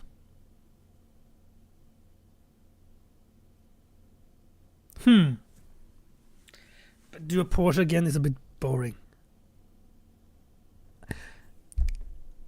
Of all the things I'm going to struggle with in this game, is choose a GT3 car. 77 is my number. I have to go for that. Bye. Yep. And I got lots of money to upgrade, so I want ABS. And I'm going to do the air intake as always. And make it light because it's going to be good for everything. A bit better brakes. Especially now that I got efficiency. Oh, that could be smart. And a cheap clutch, and I guess that's all I have because the suspension should have done that. Gearbox, no turbo, yeah, some muffler pipes as well. Good. Some power and a lighter car. New season. GT3 is now a possibility. I'm gonna do that. I love race length. I'm not gonna do the long races. High difficulty, I think that's a good way because the GT3s are supposed to be harder and maximum number of opponents.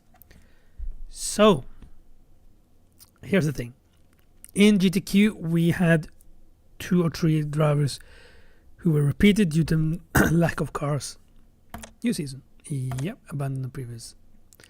And as you can see here, there's a GTQ car. So, the problem is there's only 15 GT3 cars and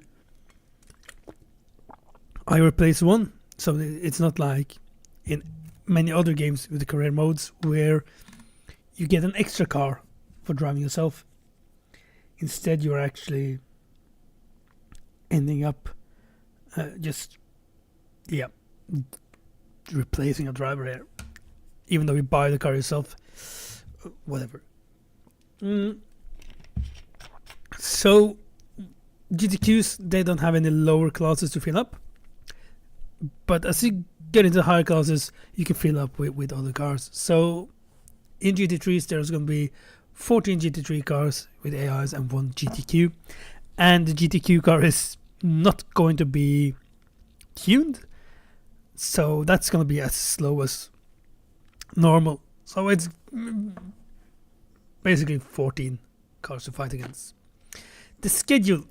So this is the last fantasy track of the game. It's not going to be the last fantasy track I'm going to use in the race, because Southern Park is race number 3 in this championship, and Chatham is race number 5. But Desert Speedway is the 4th and final fantasy track of the game.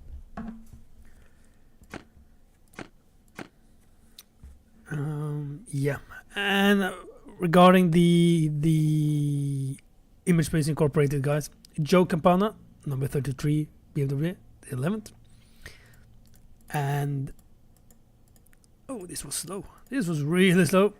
Jim Gröning in the number 12. Now, I can't really remember what they were doing, but I think Campana is one of the top guys at Image Space Incorporated. I also said that Roy would probably recognize a name or two. Anthony Lazzaro in the number 25 Porsche. That's a name I think you heard about. Mark Duez in number 10 BMW. That is a name I know that Roy has heard about. Both from circuit racing, but also rallying. And Bill Oberlin in the number 1 BMW. Also a well-known name. So finally it's starting to get a bit realistic. And I will probably do some qualifyings for this championship, not for first race. Mainly because by not doing a qualifying, there's a big chance of something happening in the first corner. And this first corner is really tricky. So without much further ado, or me just speaking, let's click go.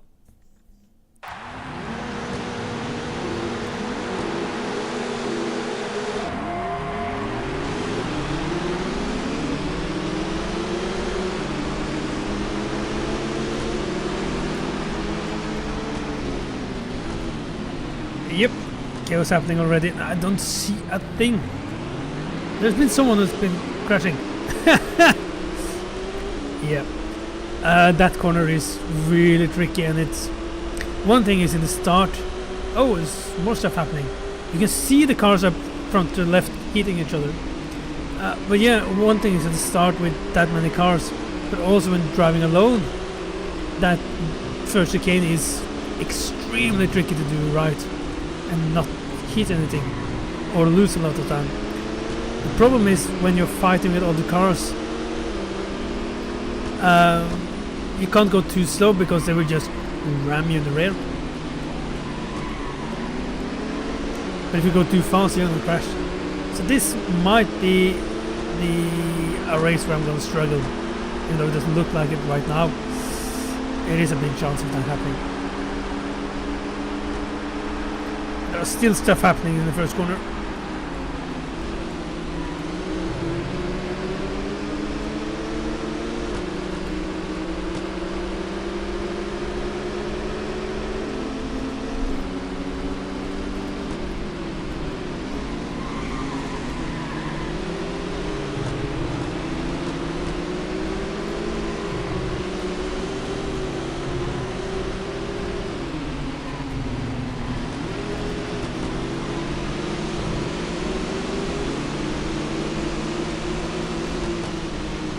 Jesus.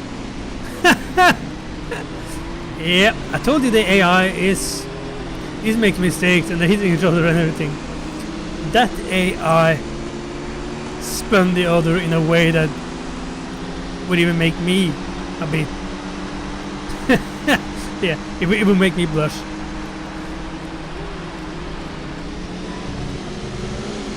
Oh, body damage. So I guess that's the sign that there are damage in the game. It wasn't hard enough to get any noticeable damage.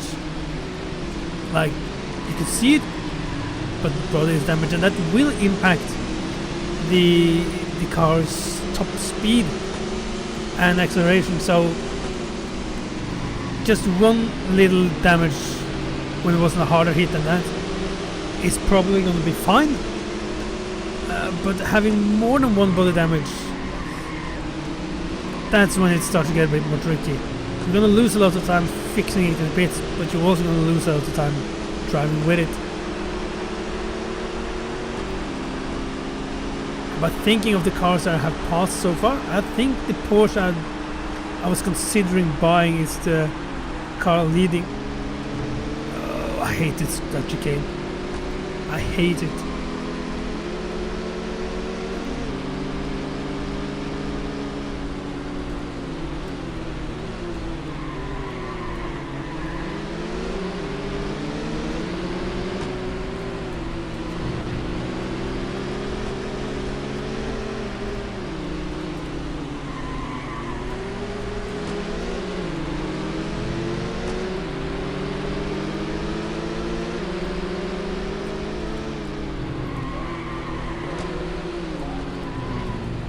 Whoa.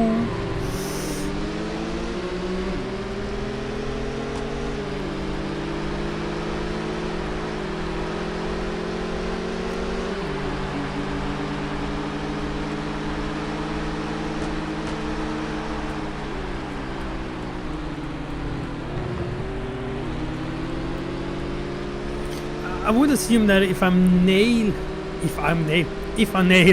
the first chicane, I would gain a lot of time, but the risk of making a mistake is so big.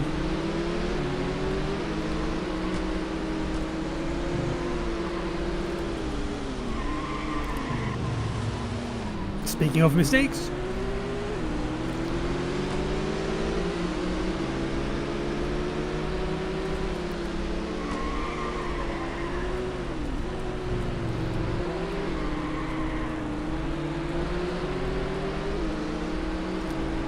also the fuel is going down quite quickly, and I know it's a GT3 car, so it uses a bit more fuel than the GTQs, and the fuel tanks are the same size no matter what class you're driving in. But I was able to do 20 minutes on a tank of fuel in the GTQ.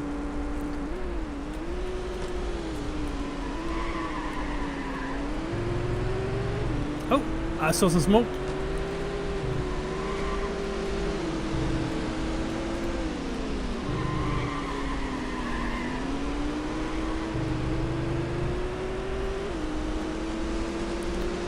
This was not an easy car to drive.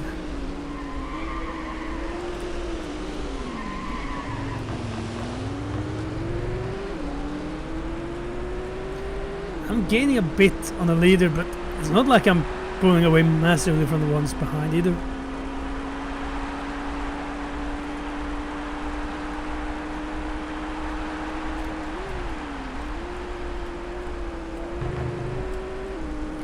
Race midpoint, and I might have a half a tank of fuel.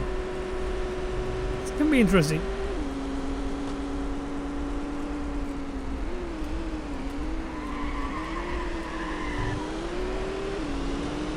Oh, and smoke again into the first chicane.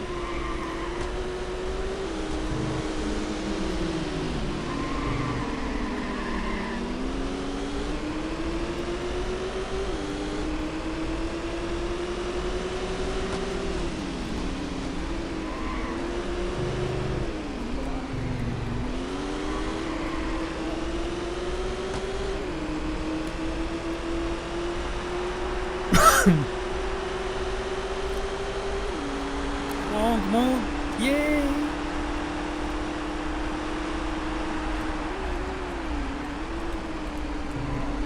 Yeah, right.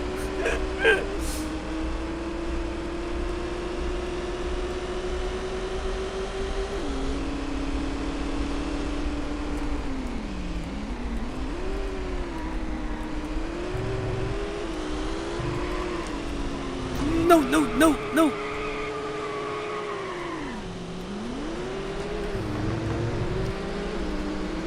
This is not going to be as easy as the GTQ stuff, but that's no. Okay, so finally some simulation aspects as well. I spun and I just floored it, so my rear tires have overheated a bit. So now I need to be a bit careful.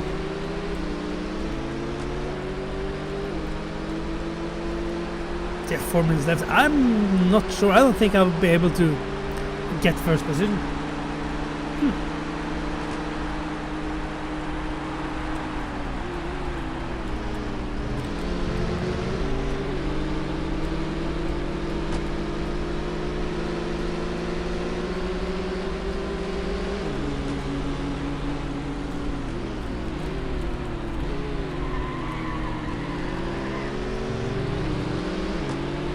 Oh, and again there's smoke into the first chicane.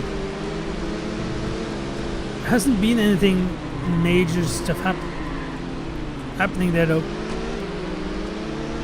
Oh, down the first lap.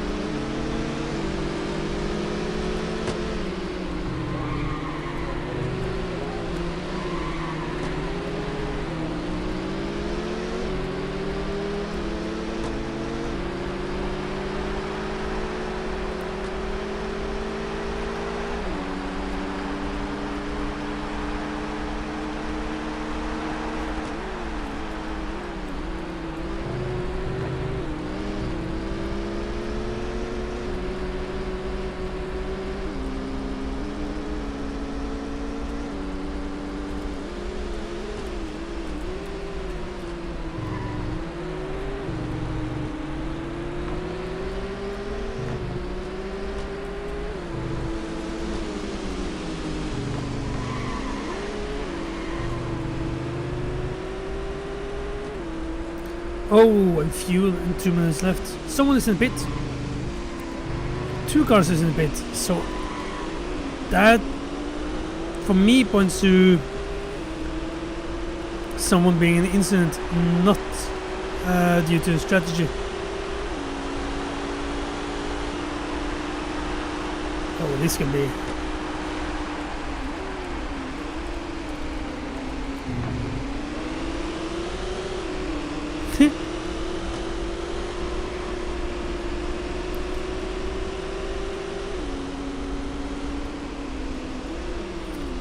So I need it to be no more than 2 more laps, or this to be the second last one.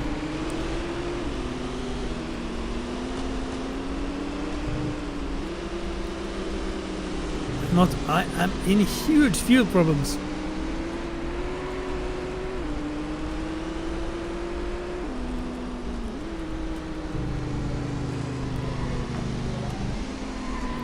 And I'm not able to go slow enough. No. Oh, and low fuel as well.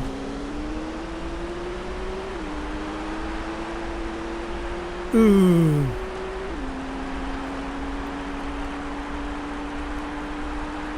Ah, not good, not good, not good.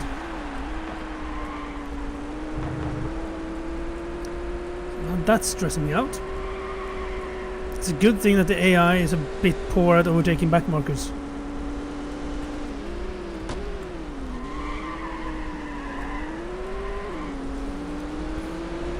I need to do a splash and dash.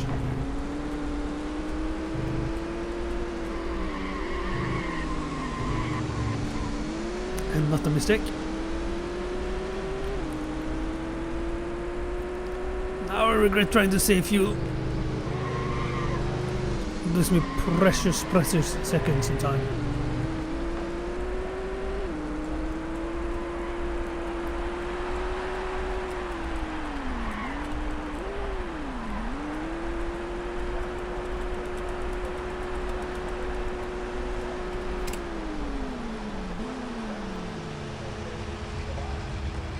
Oh, I forgot to remove damage.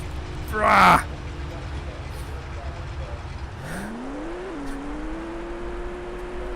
No!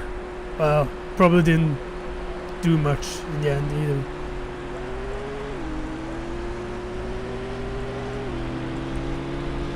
Just, it would have saved me 2 or 3 seconds, I guess. That wouldn't have been enough. Oh.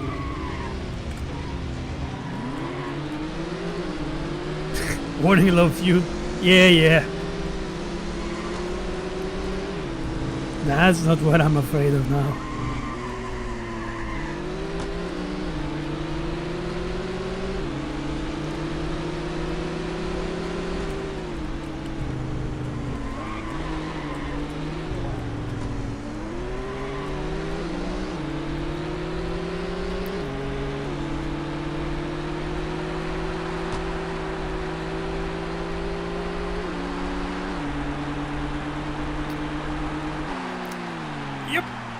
I told you guys it would be harder when we went from GTQ and up to the GT3 stuff.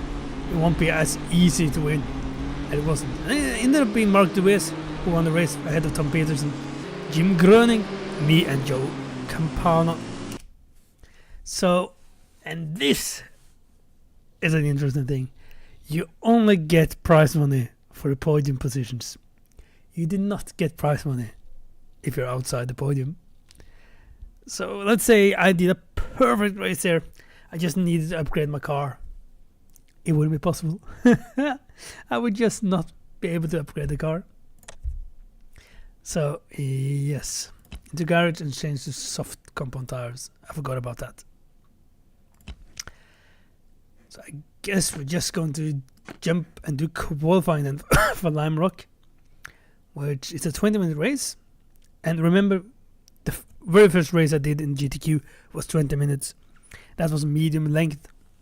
This is 20 minutes on short. So it will be very, very, very long. Yeah, let's do qualifying and see how that works.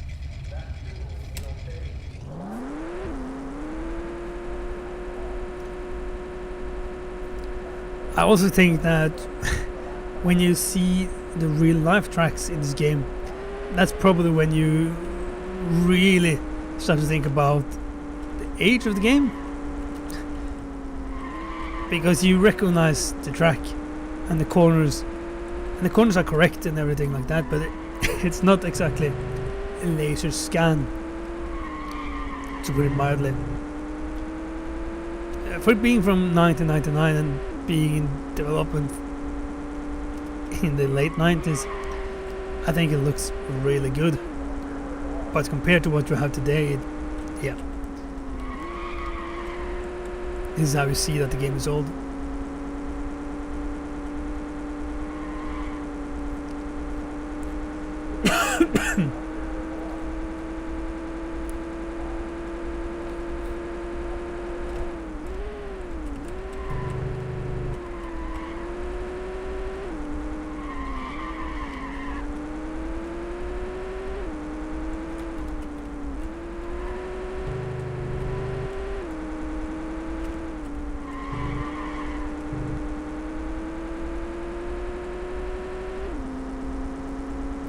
To be fair, I'm not sure. I know it's not great, but I can't say that I dislike the engine sounds in the game either. Again, based on the fact that it is 24 years old, the game, almost 25. Can't say I dislike it either, and there's not been a sound mod to the game either, as far as I know. So this is the actual sound from the original game in '99.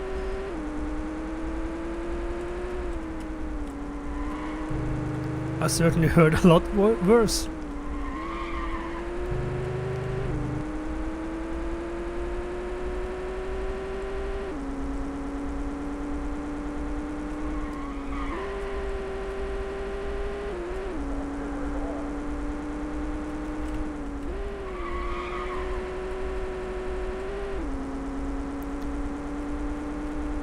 And I'm so big-headed that I expect this to be pole position.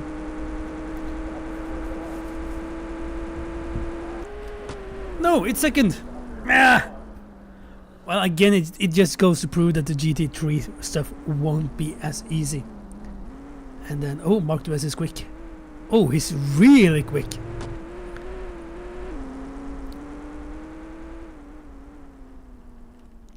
And the GTQ car is not quick at all. He just about put in his best lap there. Okay then. Not even a pole position.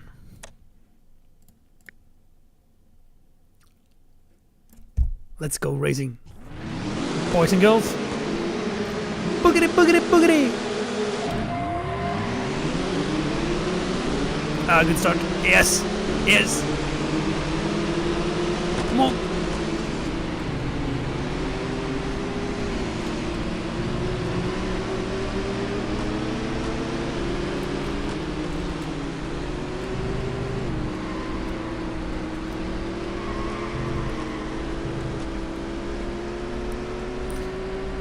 From the looks of it, the AI might be a bit quicker in the qualifying than the race.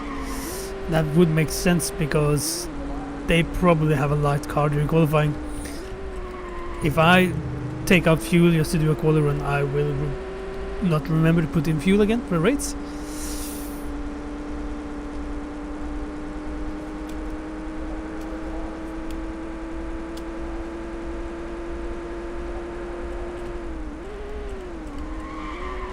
And if anyone wonders why it was a new course record now, it's because lap records or course records can only be set in race, not in qualifying or practice.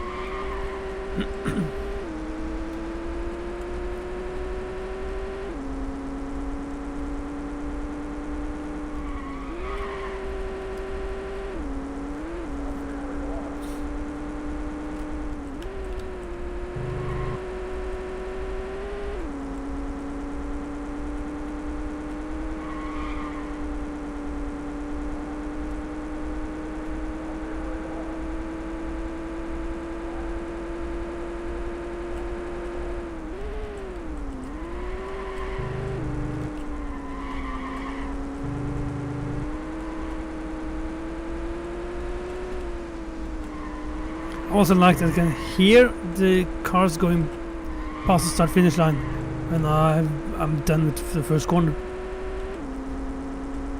It is a nice attention to detail in an old game.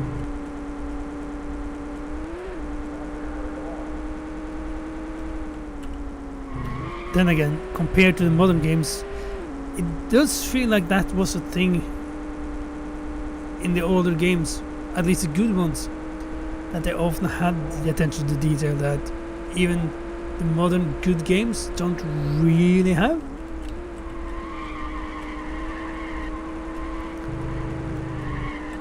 It feels like only the great games of today have that kind of attention to detail, while back in these days, from when this game was released, also the good games had it.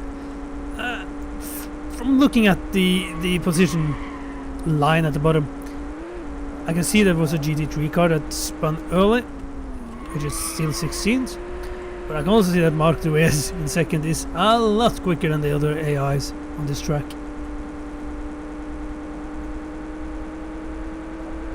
Which I guess is quite realistic. Reyes is a good driver, but he was a really good driver 24 years ago.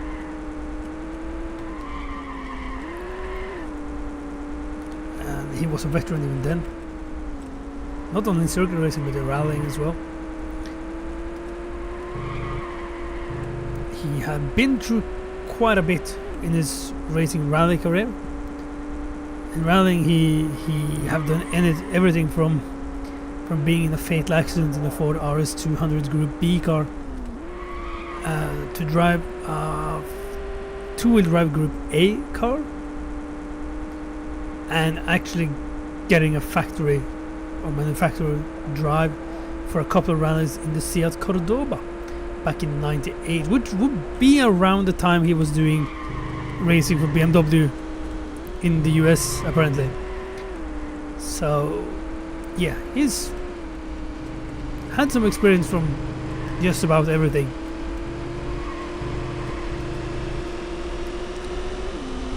And here's the GTQ. Of course I'm lapping him early in this race because it is a short track, but it's also a quick track, and it makes it the difference between the classes even bigger.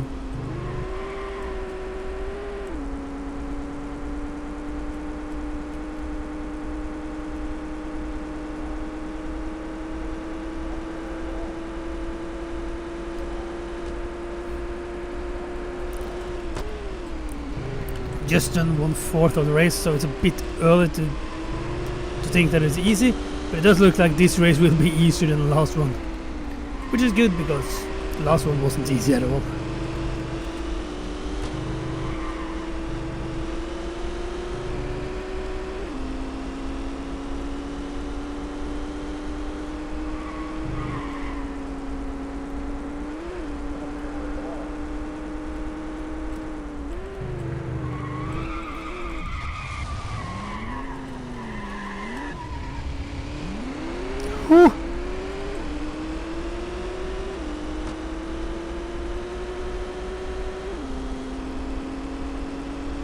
know what upgrade I want to buy to the car, if I get the money for it.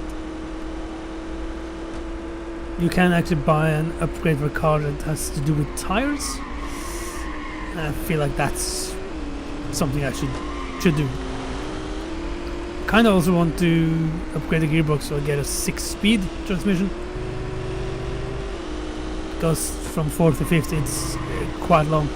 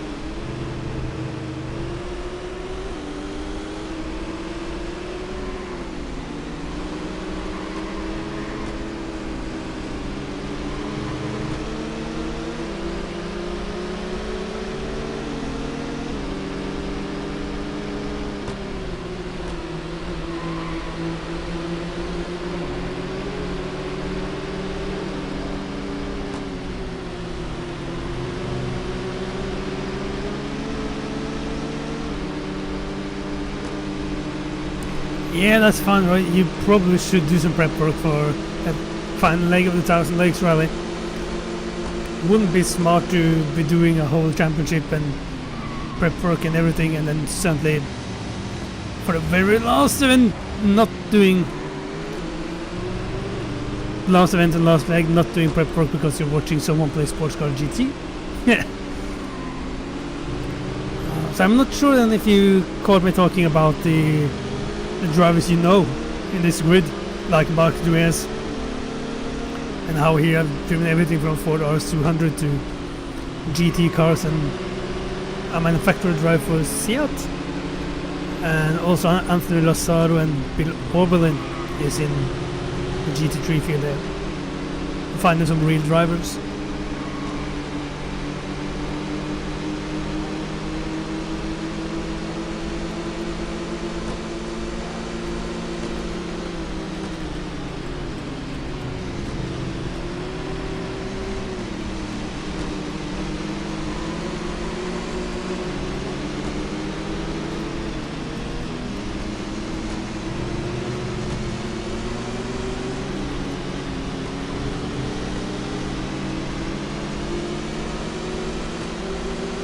Yeah, but catching the tail end is more than not catching anything.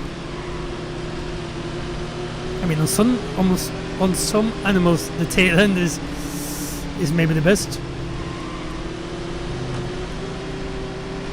Now I want some bacon. Oh man.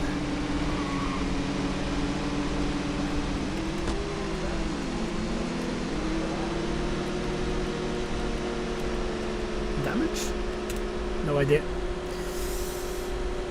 Also, there is a red marking on the fuel there. It doesn't look like it, but there is actually a red one.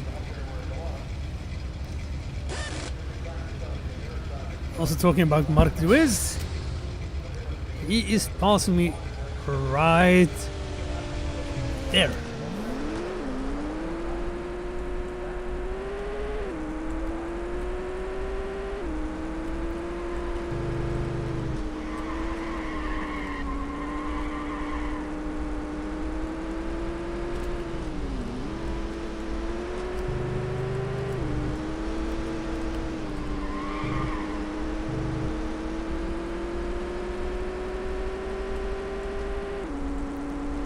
I feel a bit bad for the GTQ AI in this field.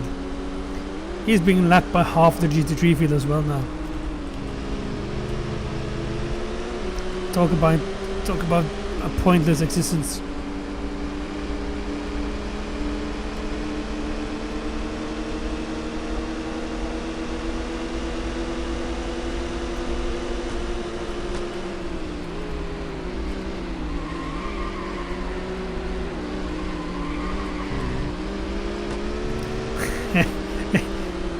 The GTQ got in this race, in this championship, it's a kind of metaphor for life.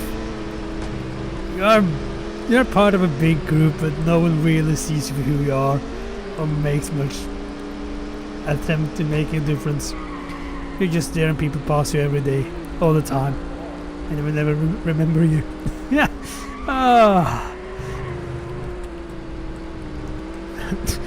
Thanks for tuning into the positive stream. Oh, something like that. Oh, the GT3s are starting to pit already.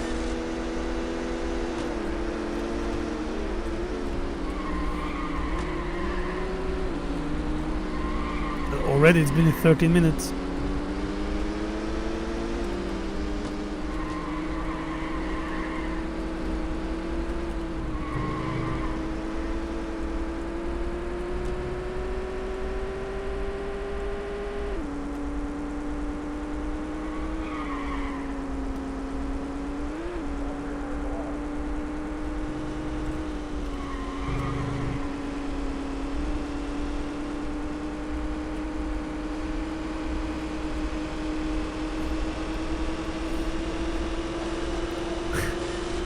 Now there's rush hour in the pit lane.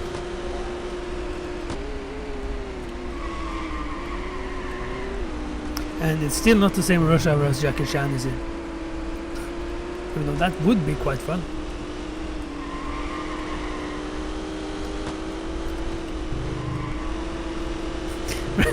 Rush hour 4 in the pit lane.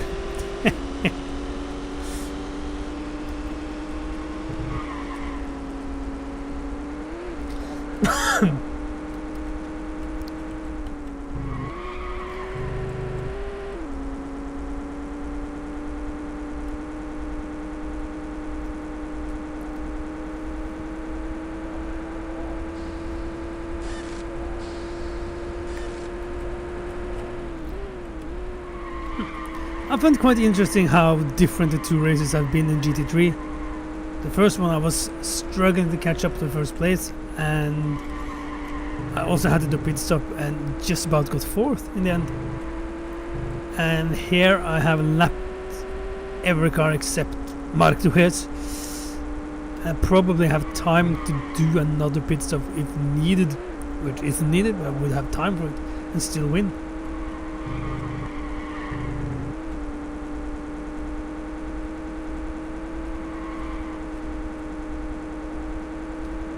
So if it's the game AI that's not really balanced, or me not being balanced, I don't know.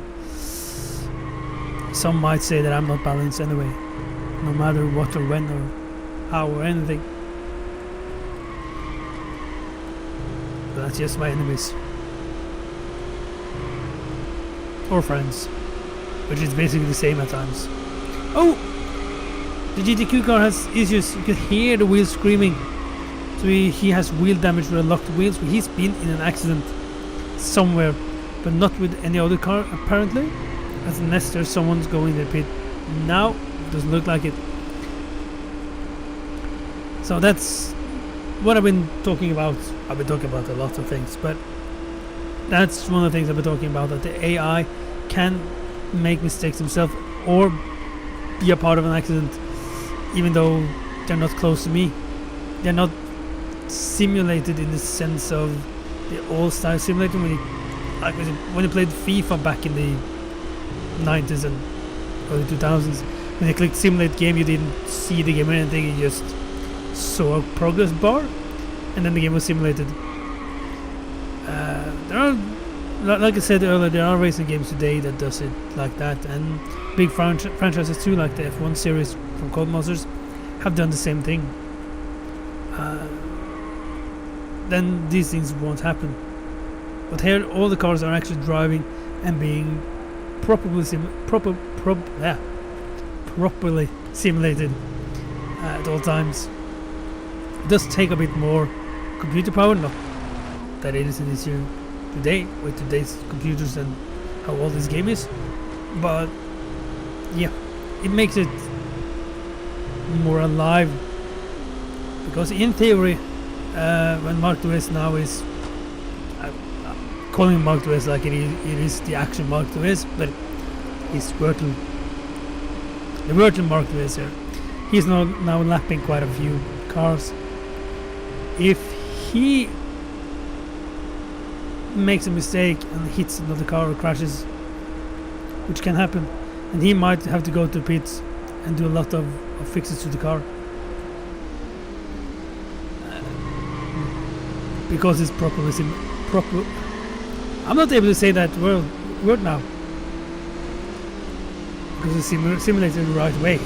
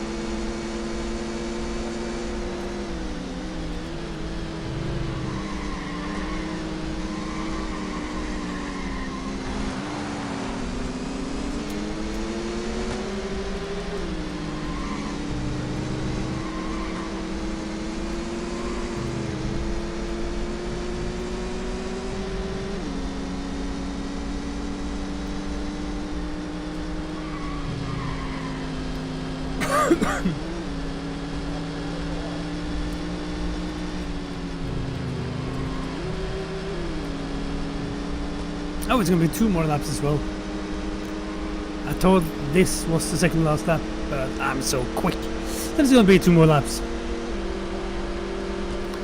I could in theory just stop the car now because I'm leading with a lap over everyone and let the timer run out and this being the last lap of the race, but oh, that wasn't very nice.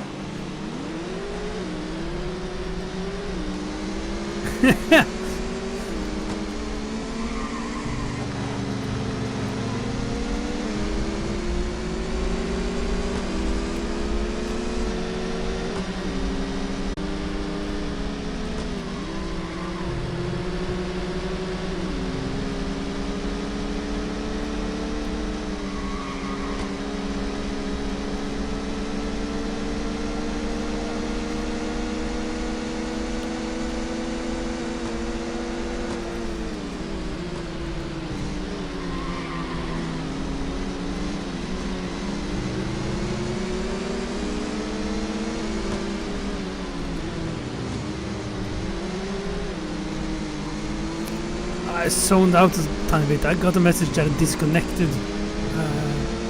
The stream disconnected, but then it was reconnected successfully. So I guess that means everything is fine. I'll have to do a quick check after the race.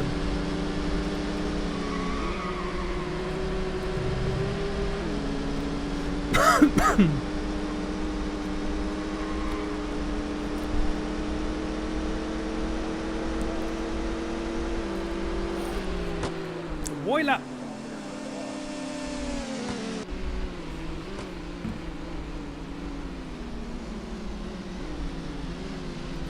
Yeah, it looks fine.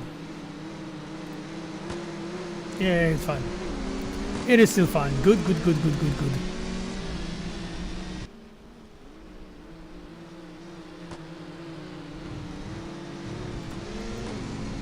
Yep.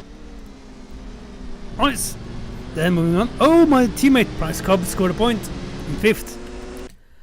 Good boy. A bit more money for winning here. So time to upgrade the tires and the gearbox. Good. And maybe I should, yeah. Okay, I'll do that this championship. I'll qualify on every real track, and on every fancy track I'll start from the back. So that means I will qualify half of the races and start at the back at half of the races. I think that might be a good idea. Yep. Let's just have a little drink. And race is started. In the night. It's a night race. The first night race of the championship or the career.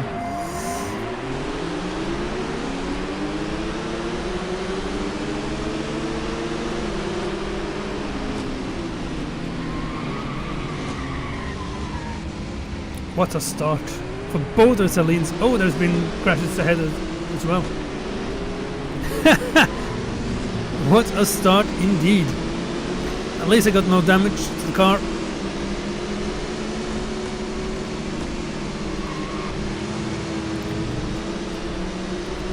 Just a slightly bruised ego. Oh, this is going to be difficult. This is going to be difficult. Even with the upgraded tires. Oh, that was nice.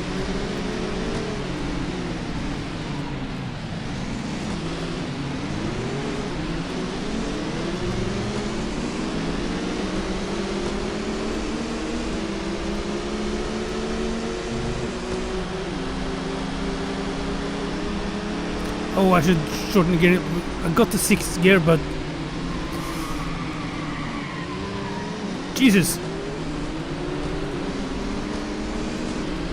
He was. I got the 6th gear, but the 5th gear is still as long, so the 6th gear is just massively long.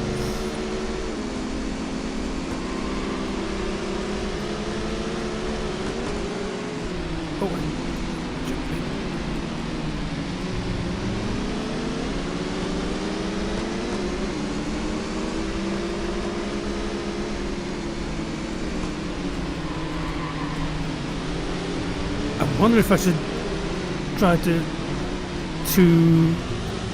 I'm not taking responsibility for that one. I wonder if I should actually go put the rear wing a bit up for the future races, because it is gripping a bit better in the car now to tire upgrade, but at the same time it feels like the balance of the car is being shifted a bit to the front.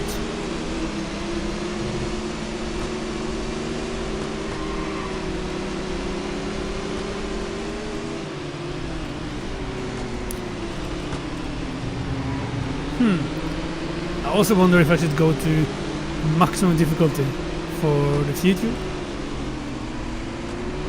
because I still have a lot of things we can upgrade on the car, and for the higher up I get in the classes, the more money I hopefully get during the championship to upgrade the cars. And if not, I can just sell one of the old ones and get money.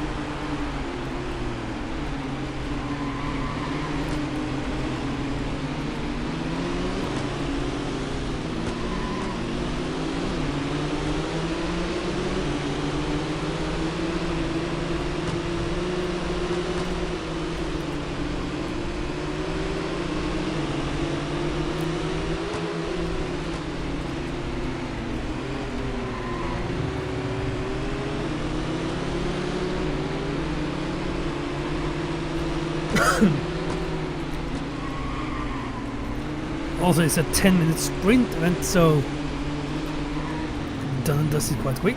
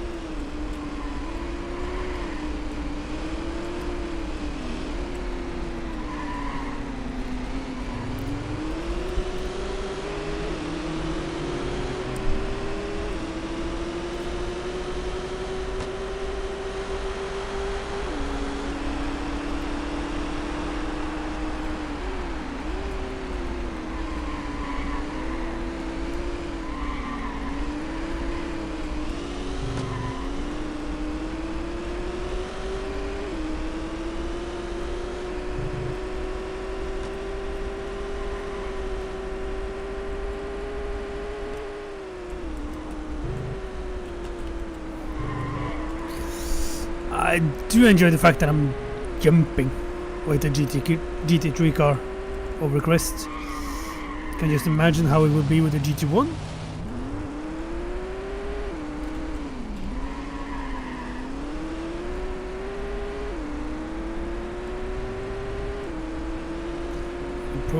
Probably be like Rally Finland or something.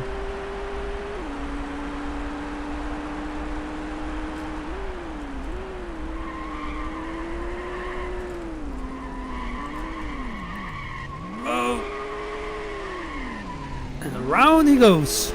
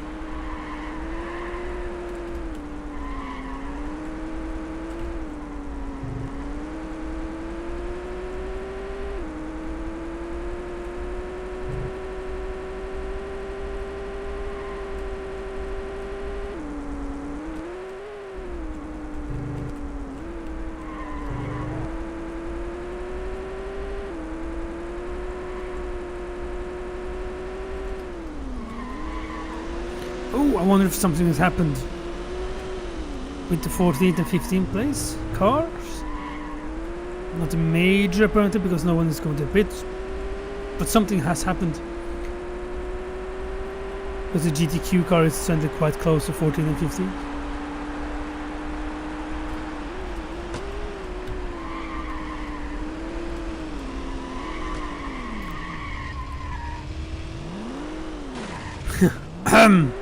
Well, yeah, the body damage, fine.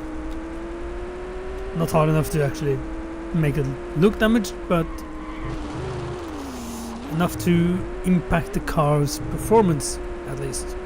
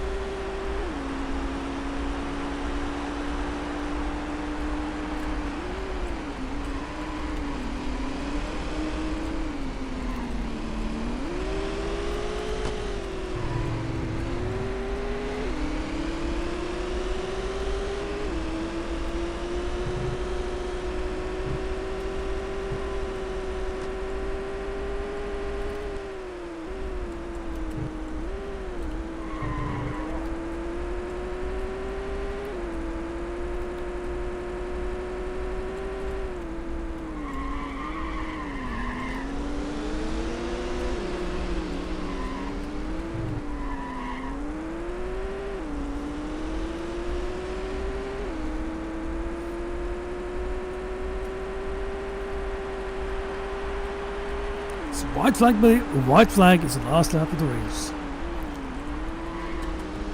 I need to be my own spotter because there's no spotter in the game.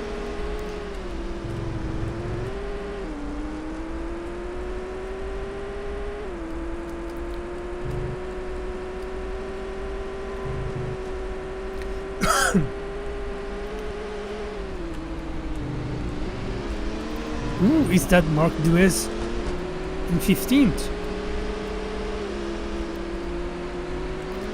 It looks like it.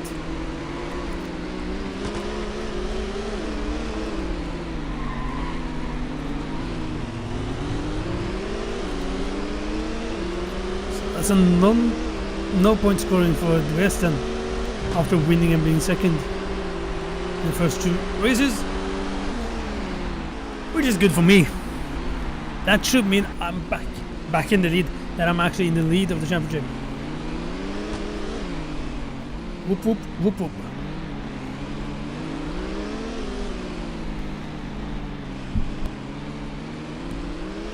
Tom Peterson second, Joe Campana third, Scott Peeler fourth, and Jim Gröning fifth. Nice! And money. There's the mouse. Yeah, so I'm leading ahead of Duez and Peterson, Campana, Gröning, Peeler, and Price Cobb. 7 drivers scoring points. That's not too many. I said go up on the rear wing a tiny bit. Yep. 9.8 even. Yeah, okay. Wicked part. I shouldn't spend more money on it. No. I'm leading. I don't need to spend more money on the car. Road Atlanta. Real track. Go qualifying.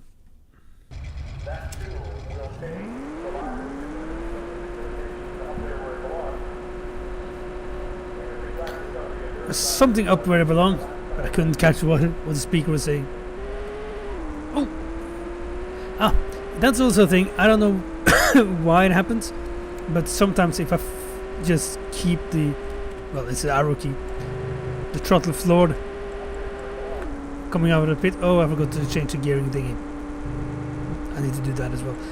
If I just keep it floored out of the pit, it's at times it just turns to either right or left, like fully, without me actually hitting the keys for turning.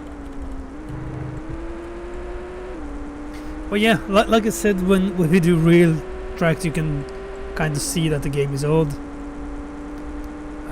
They do have some of the elevation changes at Road Atlanta, and it's not like it's a bad representation of the track.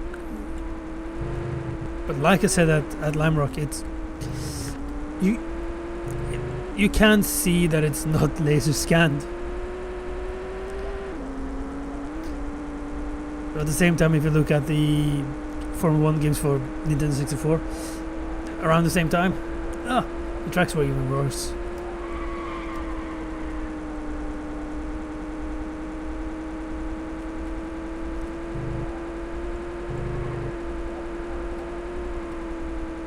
It's also quite flat out this first sector. I haven't been off the throttle yet. Might not be the most realistic thing ever, but it's fun.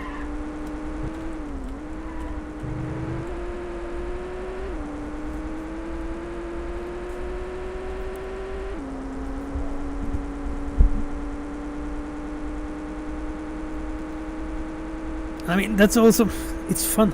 There's also some of the things, or a thing that in modern gaming, a game might be good, but it still lacks the fun element. If that makes sense. The game is good, it's just not fun.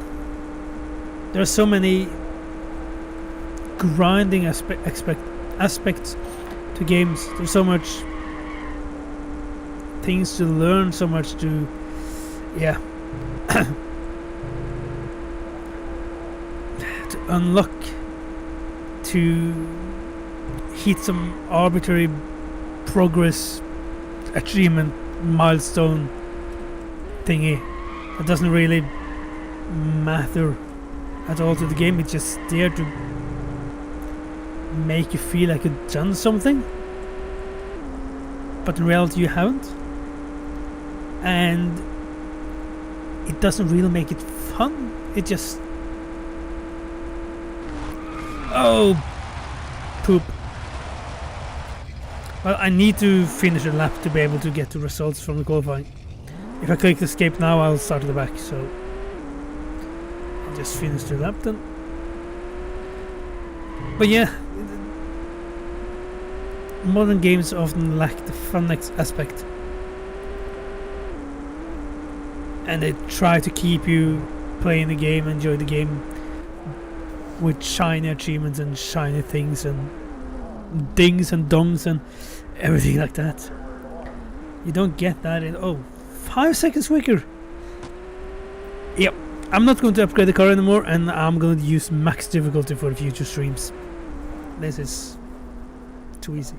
Duens Peterson, Campania, Pelke, Groening, Wagner, Daryl Heavens, Bryce Cobb, Peter Buckler, Lazaro, Robert Rickstein, Bill Oberlin, surprisingly so, and then Robert Keith, 6 seconds behind again. Poor guy in the GTQ. Garage, drive, train, choo choo.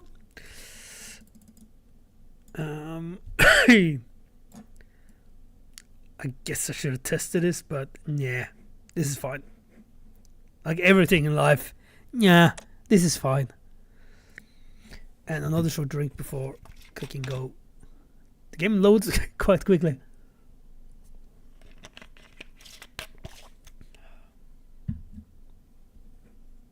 Go! Ching!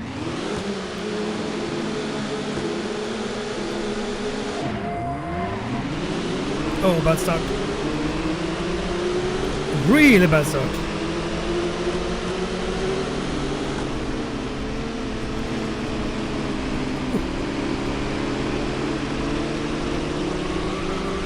Oh, no. Yeah. Well, I got a pole position at least. Didn't really make much use of it. Oh, man. I like that the draw distance is so good that you could actually see all the cars on the track ahead of you there. Or ahead of me. Oh, tire smoke. No one has spun. Boring.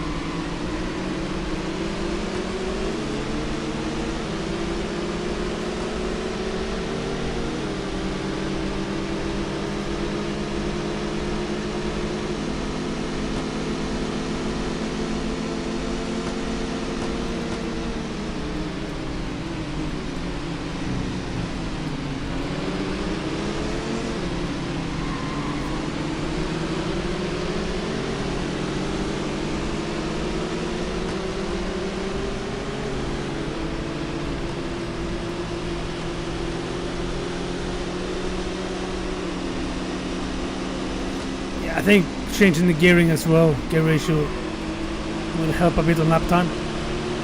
This will be disappointingly easy race unless I make mistakes.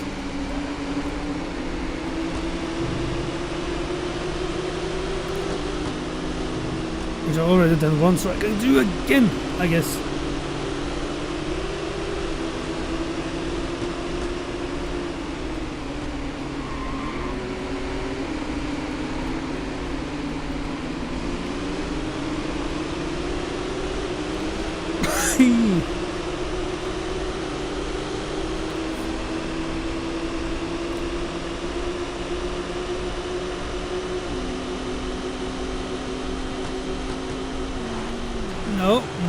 No.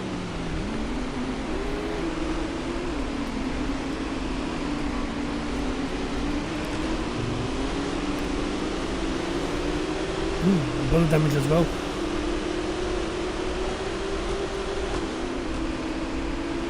Yeah, I can't say I utilized the pole position that good.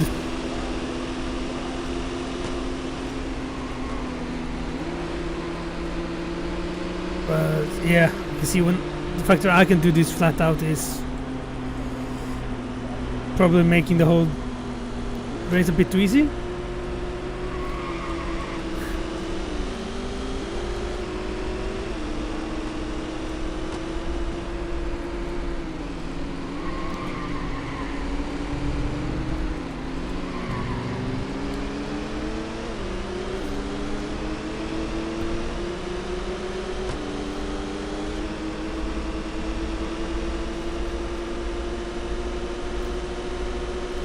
Here we can see the effects of the body damage.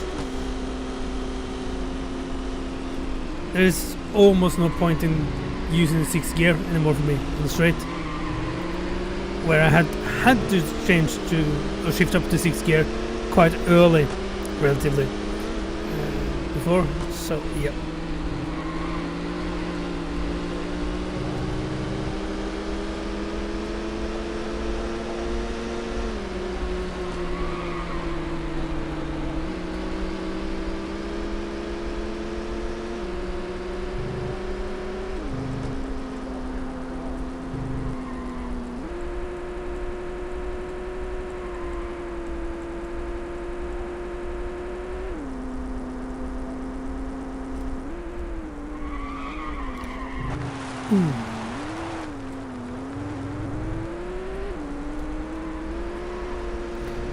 So here's my question to myself then, because it's a 15-minute race and need to pit, and I got body damage that slows down the car on the straight. So if I pit early, I need to wait a minute more, so another lap, but then I can fix the car and not be that little bit slower. At the same time, I will get back out in traffic, so I might lose more time doing that.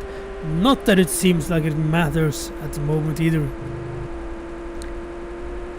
So, but yeah, I like to try to be as good as possible, even though I kind of know that, well, unless I make mistakes, I kind of know that I'm going to win the race.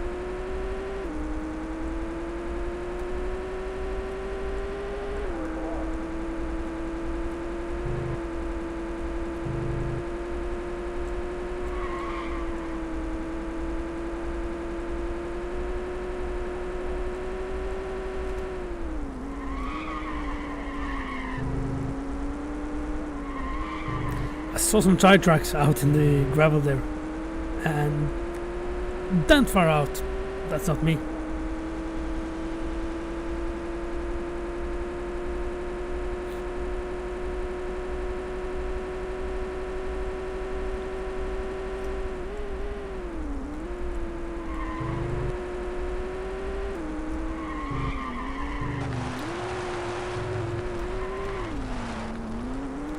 Crikey! I also probably shouldn't pit, I see, because I'm using quite a bit of fuel. Not that I think I should have to pit within a minute, but I'm using so much fuel that if I pitted when it was 10 minutes left, I actually might have to do a second stop. So yeah, let's do it normally now.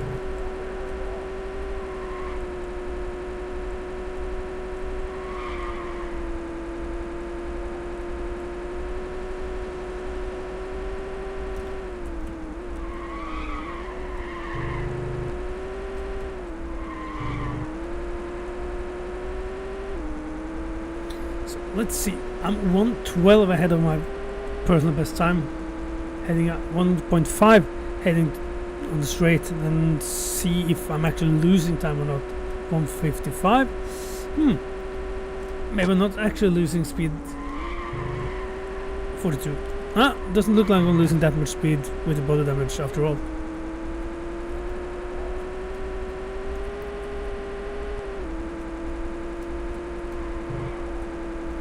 I'll just go then.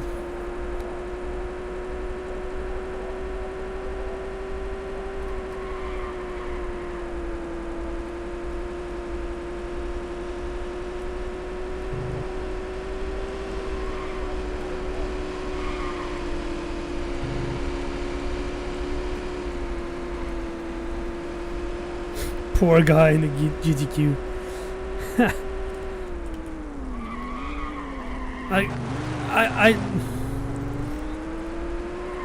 I like that it's a full grid, but at the same time I wish I could just choose 15 cars in total,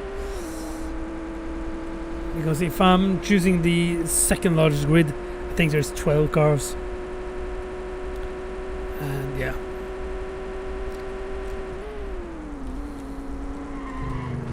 I think there should be 16 in all races.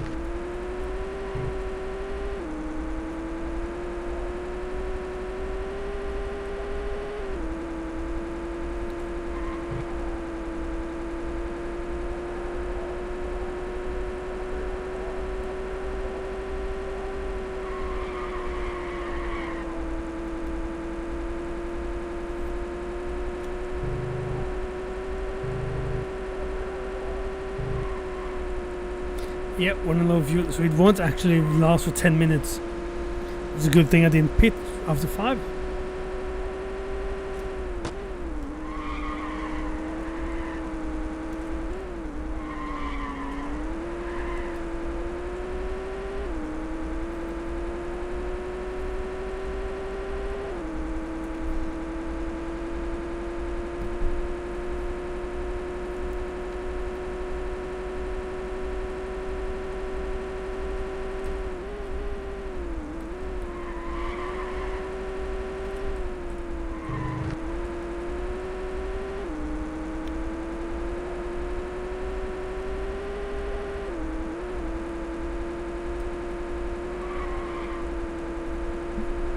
Yeah, I know.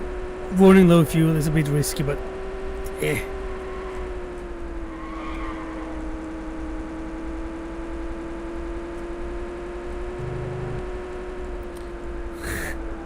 I'll say the same as Simba says in The Lion King when he's a little cub. I laugh in the face of danger. Something like that.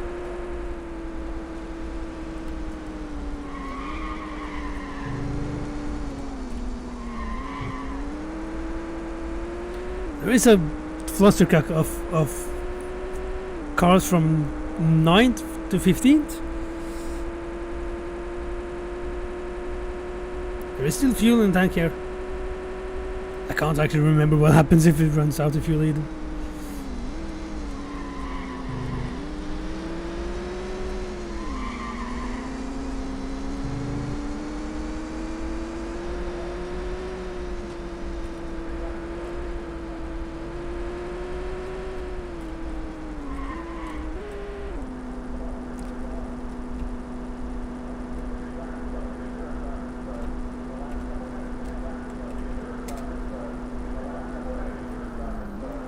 Le pit stop. Le stop pit.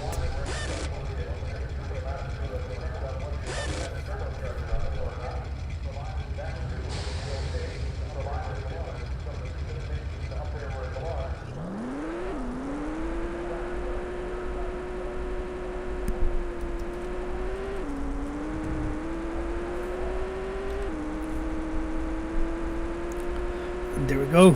Didn't dare to keep the throttle down out of the pit in case the car just decided to turn left.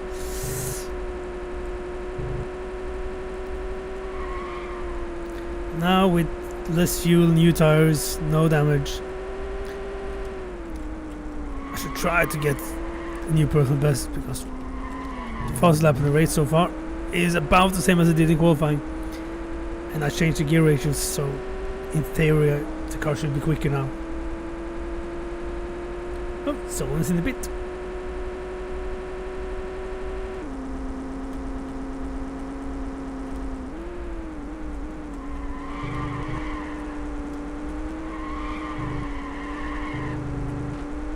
Quite a few someone's are in the pit.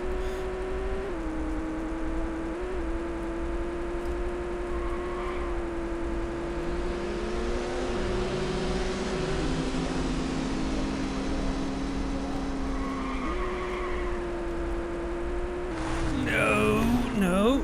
Wah.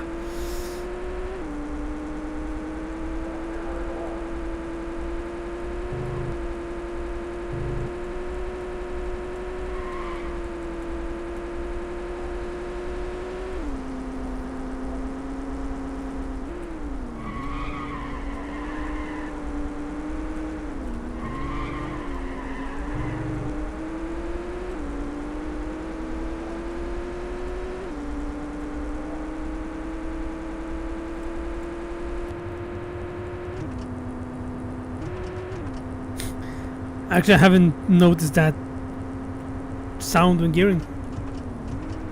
Sounds like I'm using a paddle shifter. Oh, it was not easy with that camera view.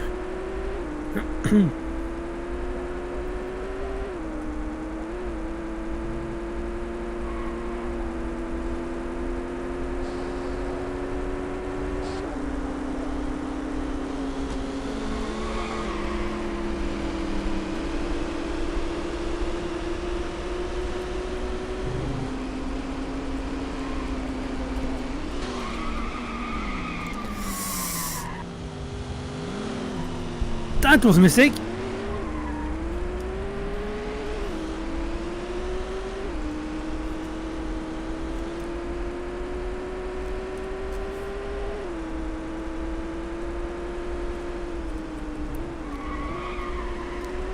That's what happens when you are desperate and trying to set a new personal best lap time.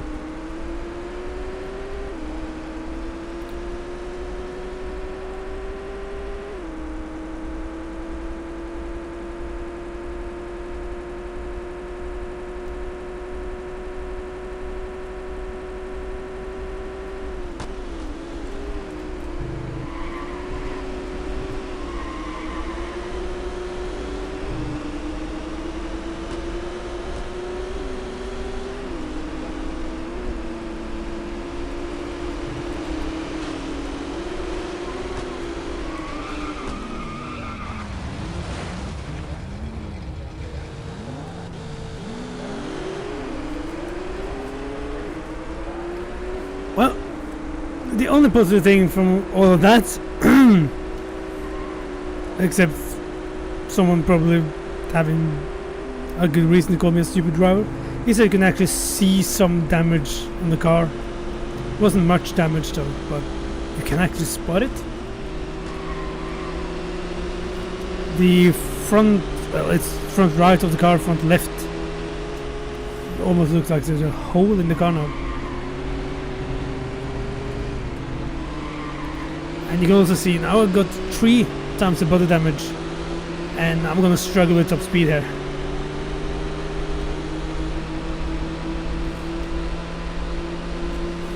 It was 144, then I have to change the gear up to 6, and now, yeah. But that's just body damage. Imagine what would happen if I got wheel damage or air damage.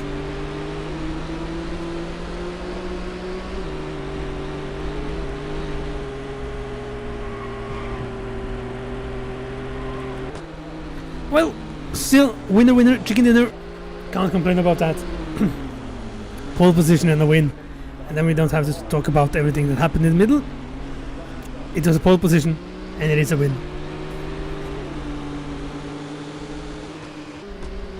I'm starting to get hungry. Let's see. Mark Lewis, Tom Peterson, Joe Campana, Steve Puckett. No surprise at all for any of them. 10 minutes of Chatham, and it's fancy track, so I'm going to start last. Yeah. No point in waiting then. Race. It's another night race. So, yeah.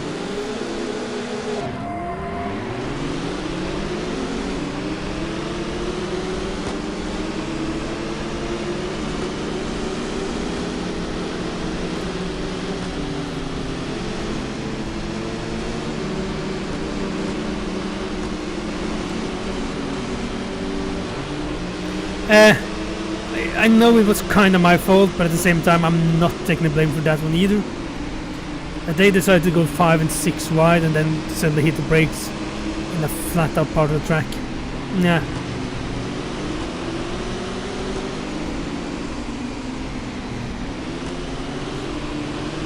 So yeah, I guess I'm gonna finish the GT3 championship as well.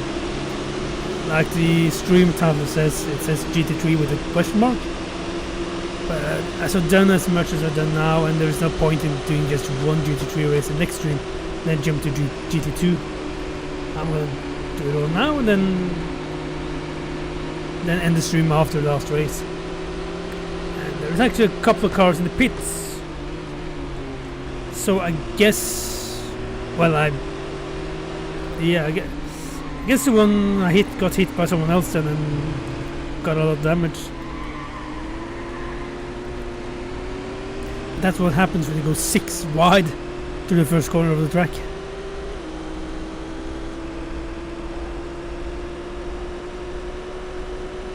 It's 6 wide? That's a lot!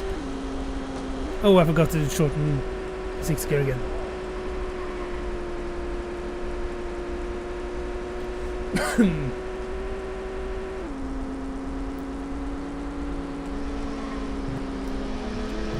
Oh, and it's Mark Lewis.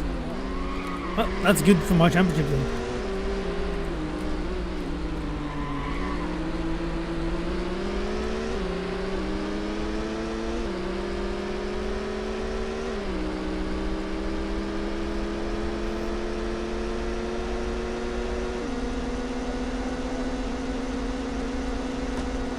Sounds like Duez is quicker than me on the straight line.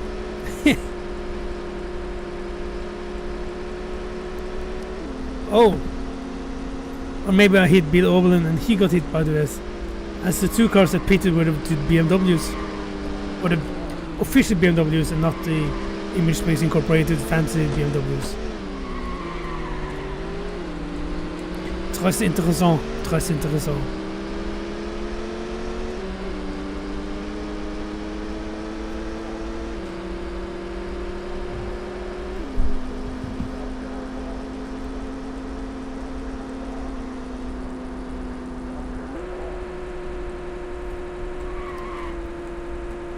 Whoops.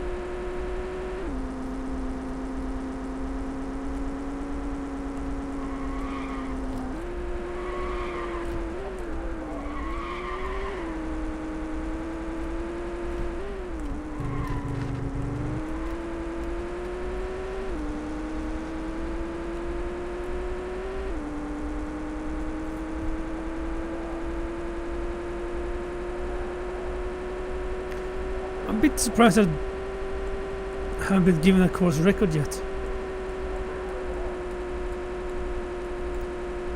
Meh.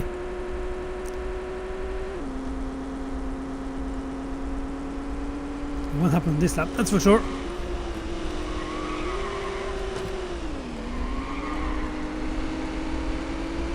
Because I've tried to pass a GTQ car and still get the fastest lap. New personal best before. Didn't work out quite so well. Well, I do get a personal best anyway. Interesting.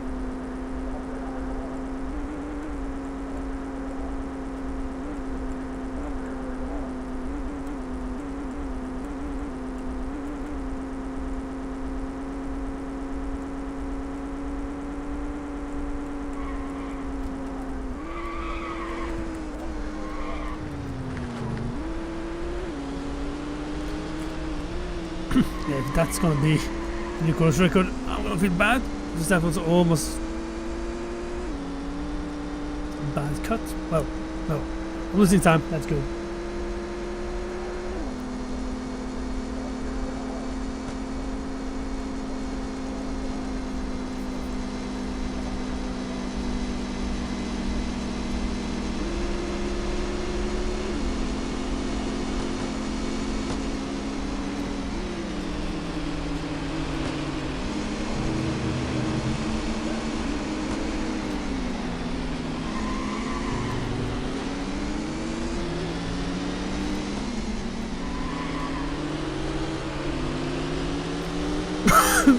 Sorry, I didn't expect that one.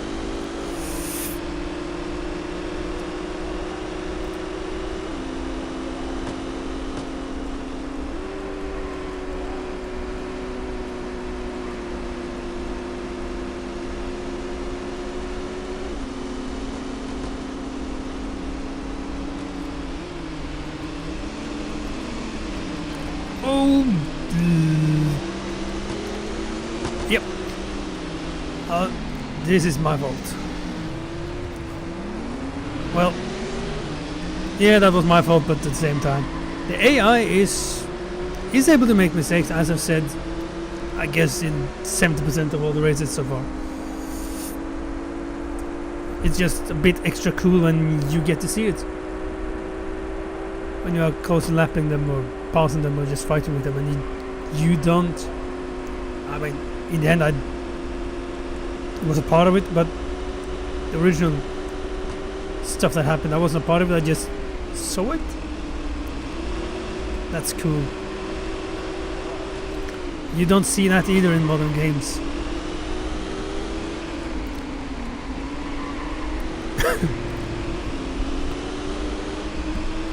Granted, there's no retirements in this game, but in modern games it's rare to see the AI make mistakes and make it look natural.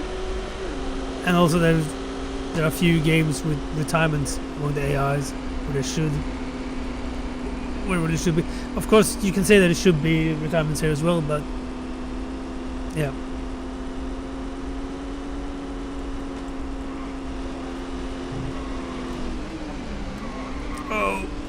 Oh, it's fine.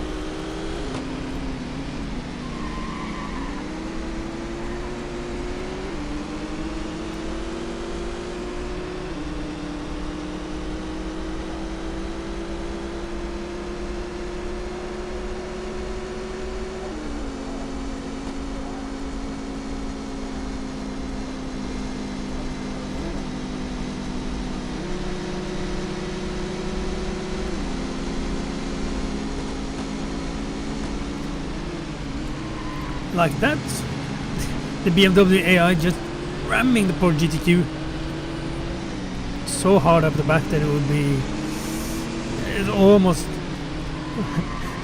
rammed it so hard up the back that I almost need to upload this video on a hub and not a tube.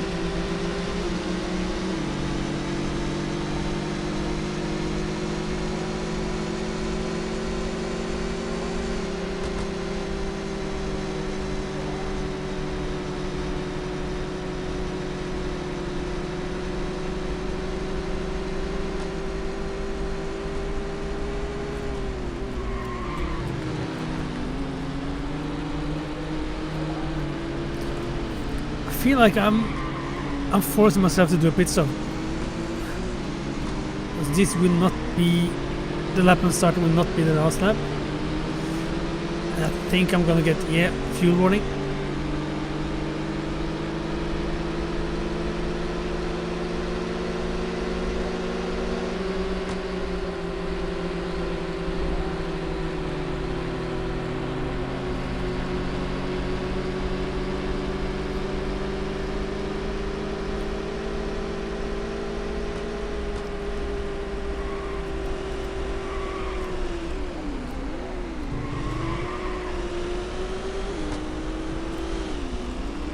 You know what? I'm gambling. I have a lap's lead now. Like I said, I don't think there are retirements in the game. So I think if I run out of fuel, it would just go in some sort of safety mode.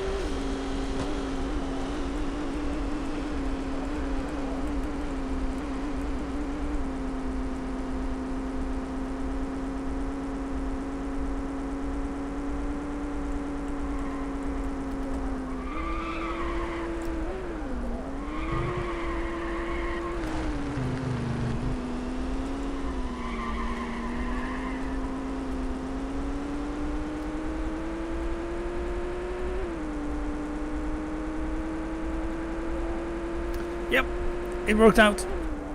Ka-ching, ka-ching. Money and points. That's how we like it. That's how we roll.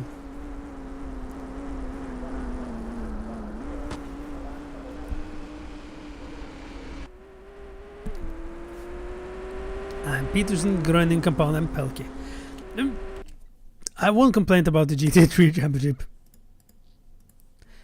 It's only 8 cars out of 16 that scores point so far, and Laguna Seca is 20 minutes, so I'm not going to do qualifying there either. It's such a long race compared to the rest, and I've already won the championship, and all I have to do is actually finish the race, or all I have to do is do 10 minutes and retire, and then the race counts. But I want to win.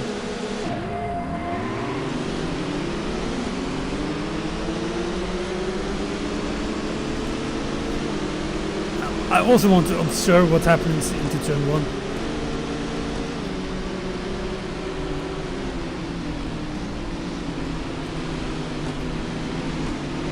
Yeah, it's a bit of chaos, but surprisingly well behaved. And out of the 3 real tracks in the calendar in this championship, this might be the be the one that looks the worst, I guess, in terms of layout and how it is in real life.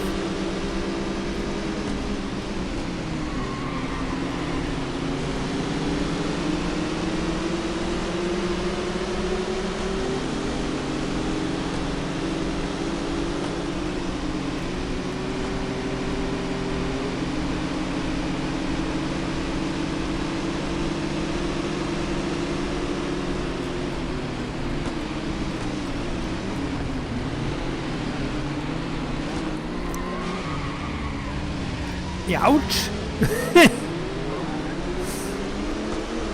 And that teammate as well.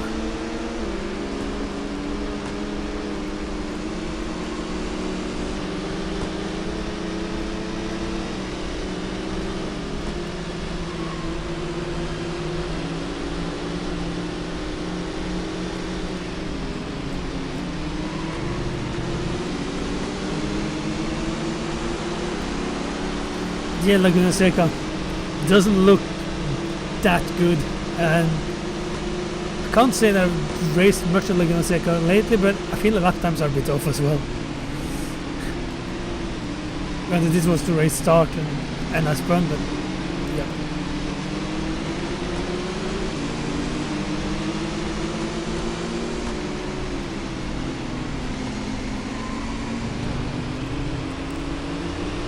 Okay then.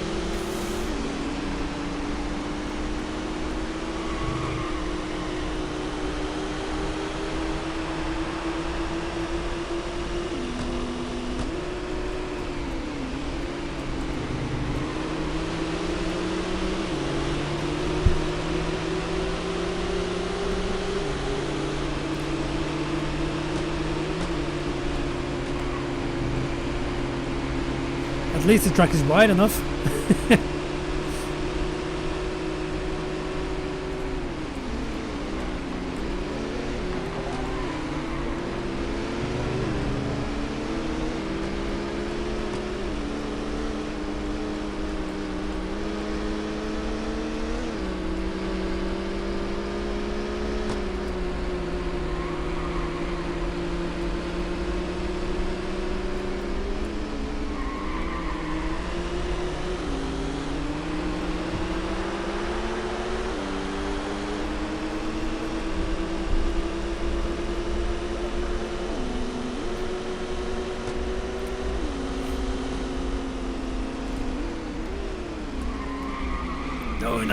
No.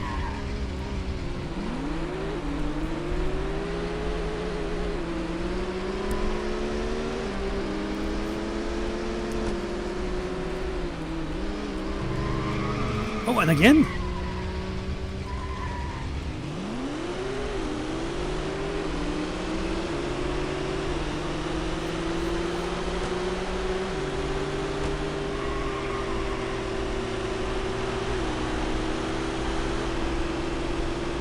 The track is wide enough for me to spin twice in two corners and not go into the gravel.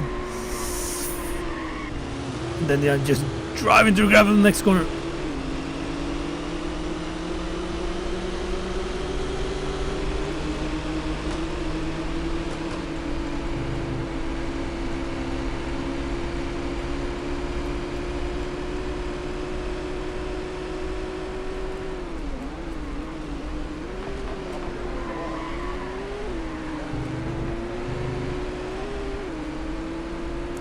Track limits are not a thing.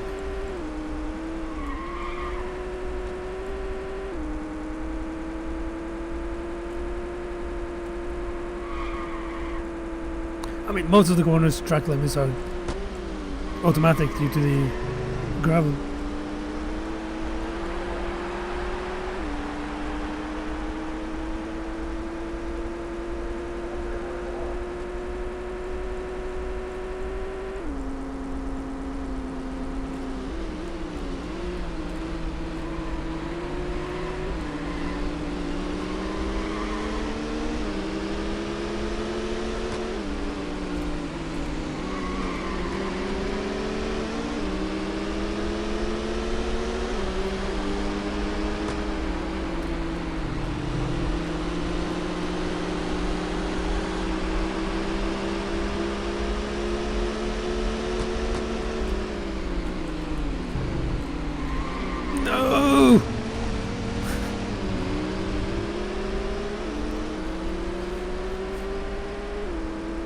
Sending it and failing.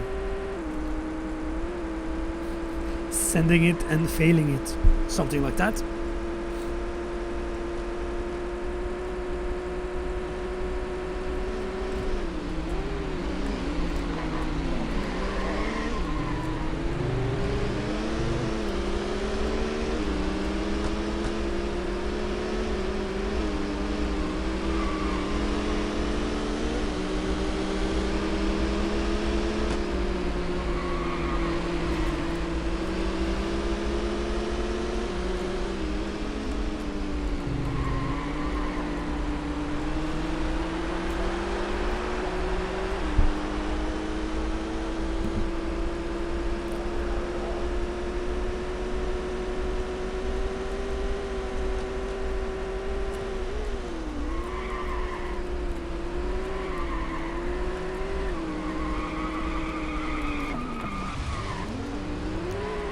Seems like I'm allergic to leading at Laguna Seca.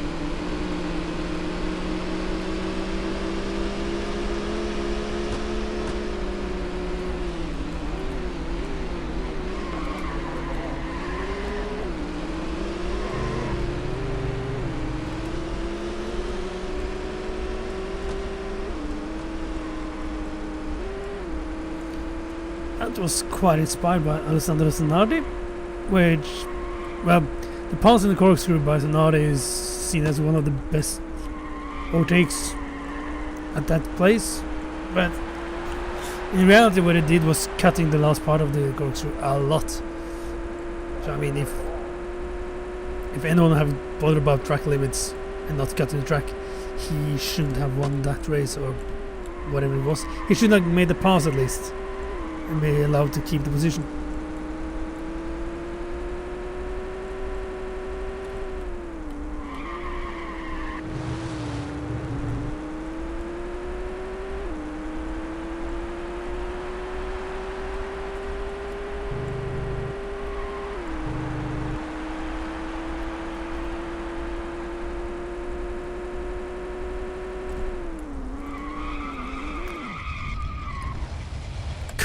Crikey!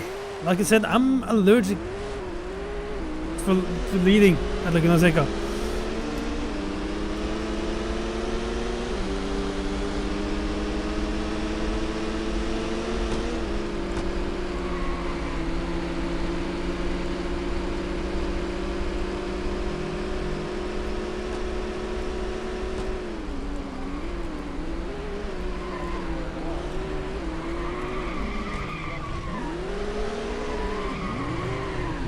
Tires one. No shit! The amount of spins I'm having, I'm amazed there's still any tires left on the car.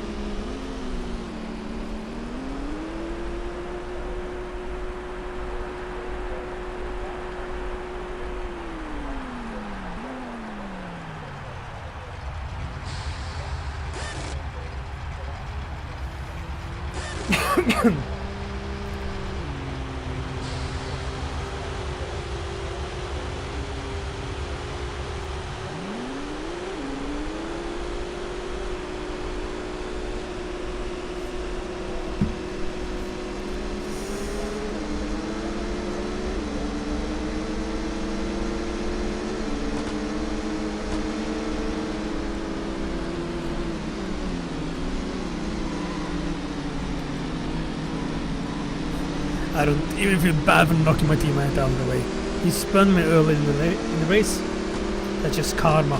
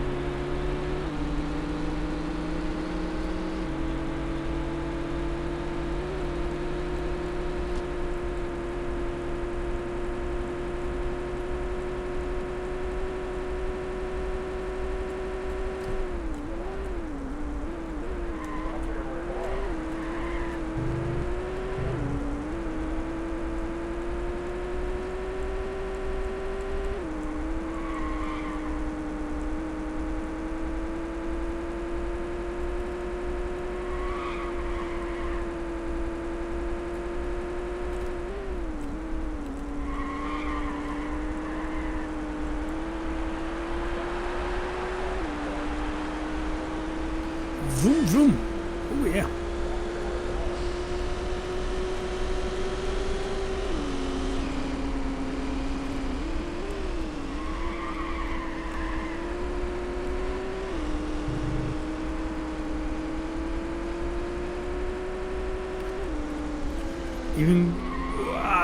Even doing a sub 130 wasn't a course record.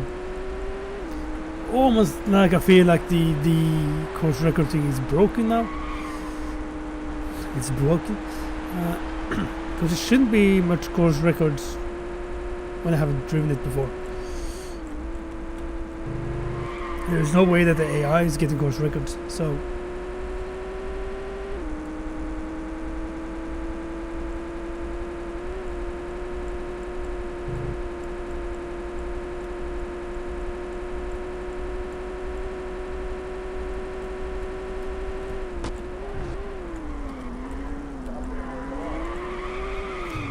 here it goes again. The idling sound is quite nice in this Aline as well.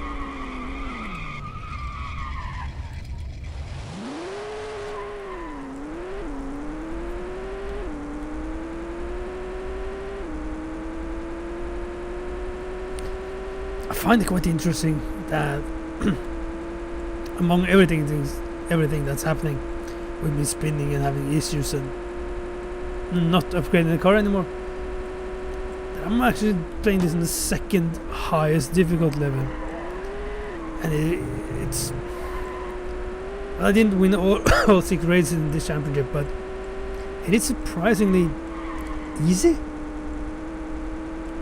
I wonder if there's a big jump to max, or if it's just a bit easy, the whole thing. Then again, this is quite a bit harder than the GTQ, and if the difficulty will keep ramping up, and the cars will get harder to drive the faster you get as well. So it's not going to be an easy game in that sense, but I'm a bit surprised.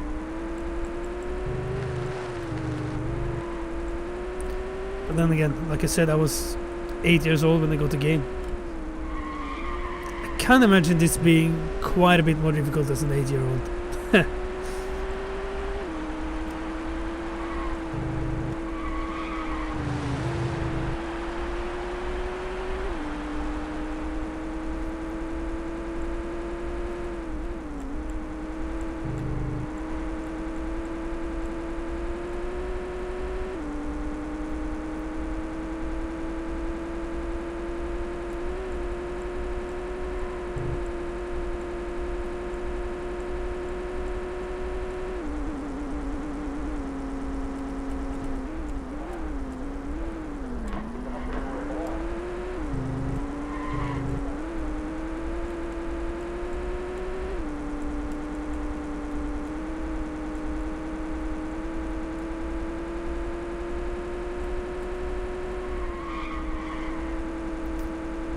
I'm gonna do something a bit stupid.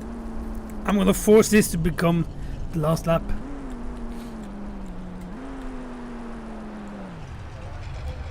And just listen to the nice idle sound of the V8 engine. Yep.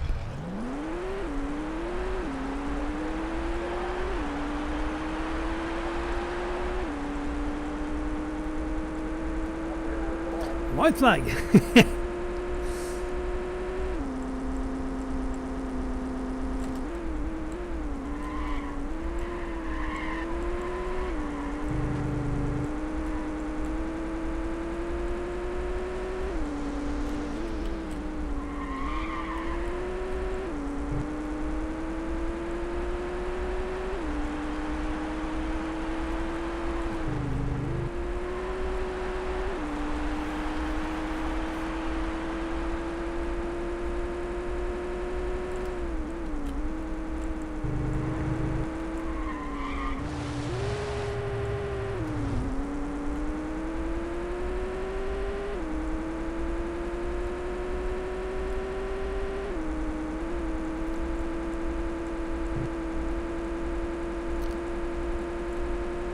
Yeah, low fuel.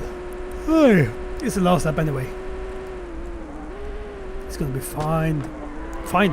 It's gonna be fine. You'll find it's gonna be fine. That's what it was trying to say.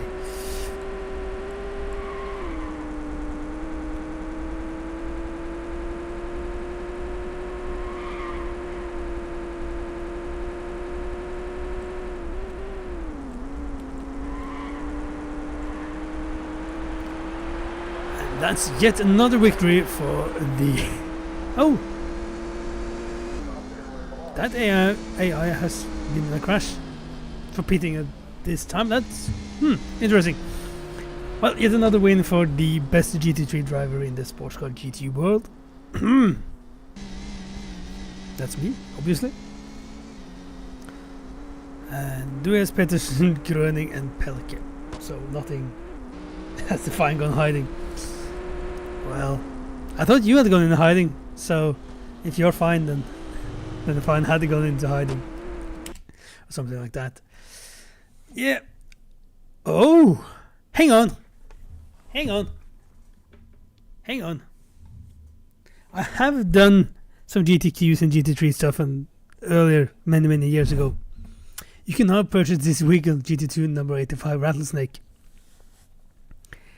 I must admit, I wasn't aware of there being things to unlock in this game in that way. Okay then. No, the Rattlesnake is a fancy car and it won't be, there's no point in doing. I wonder if this unlocks it as an AI as well. That's for another day to check, but interesting. Well, got some money, got a lot of money for winning the championship. Ka-ching, ka-ching. And I'm just gonna see what is that. 2 million. What is that? It's not like it's that much better in terms of. Oh, it's 4-wheel drive. Yeah, the finished stages do require a lot of concentration. And also, I didn't expect that I would stream for almost 4 hours. Bloody. But yeah, so I don't have the money for that car, and it doesn't have that much more power, has less torque, and weighs a bit less than many of those cars, but it got 4-wheel drive. That's an interesting one that I wasn't aware of. So yeah. Anyway, I guess that's it. I'm not gonna buy a GT2 car or anything. This is a fun place to end the stream. 2 seasons done, the GTQ and GT3. A perfect GTQ season, almost perfect GT3 season. 5 wins in the 4th place. And then it is GT2 next, and I'm going to keep doing the short races because, as I said, the races will just get longer, and there is 20-minute races in a shorter GT3 season. So I think there's going to be 25-minute races in a GT2 season, and that's short.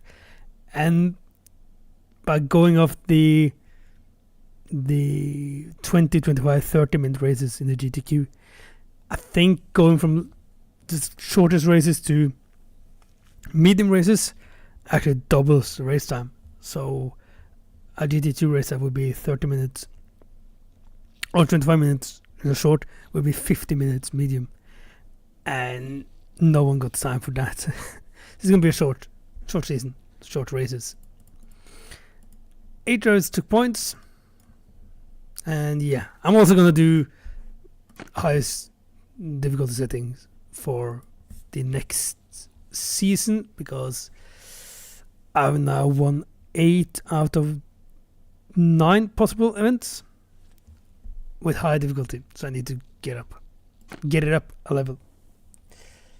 Anyway, that's it for today, and for everyone that's joined in but are not here at the moment, thanks for joining in anyway. I really appreciate it. And to Roy, who has stuck with me for all this time, even though it's been a bit of rallying here and there, thanks for sticking with the Sports Car GT Retro Games stream. And there will be more streams in the future, both this game and other games, newer games and old games and everything. Anyway, it's getting late. It's been 3 hours and 42 minutes. I think it's time to stop. Catch you guys later. Goodbye.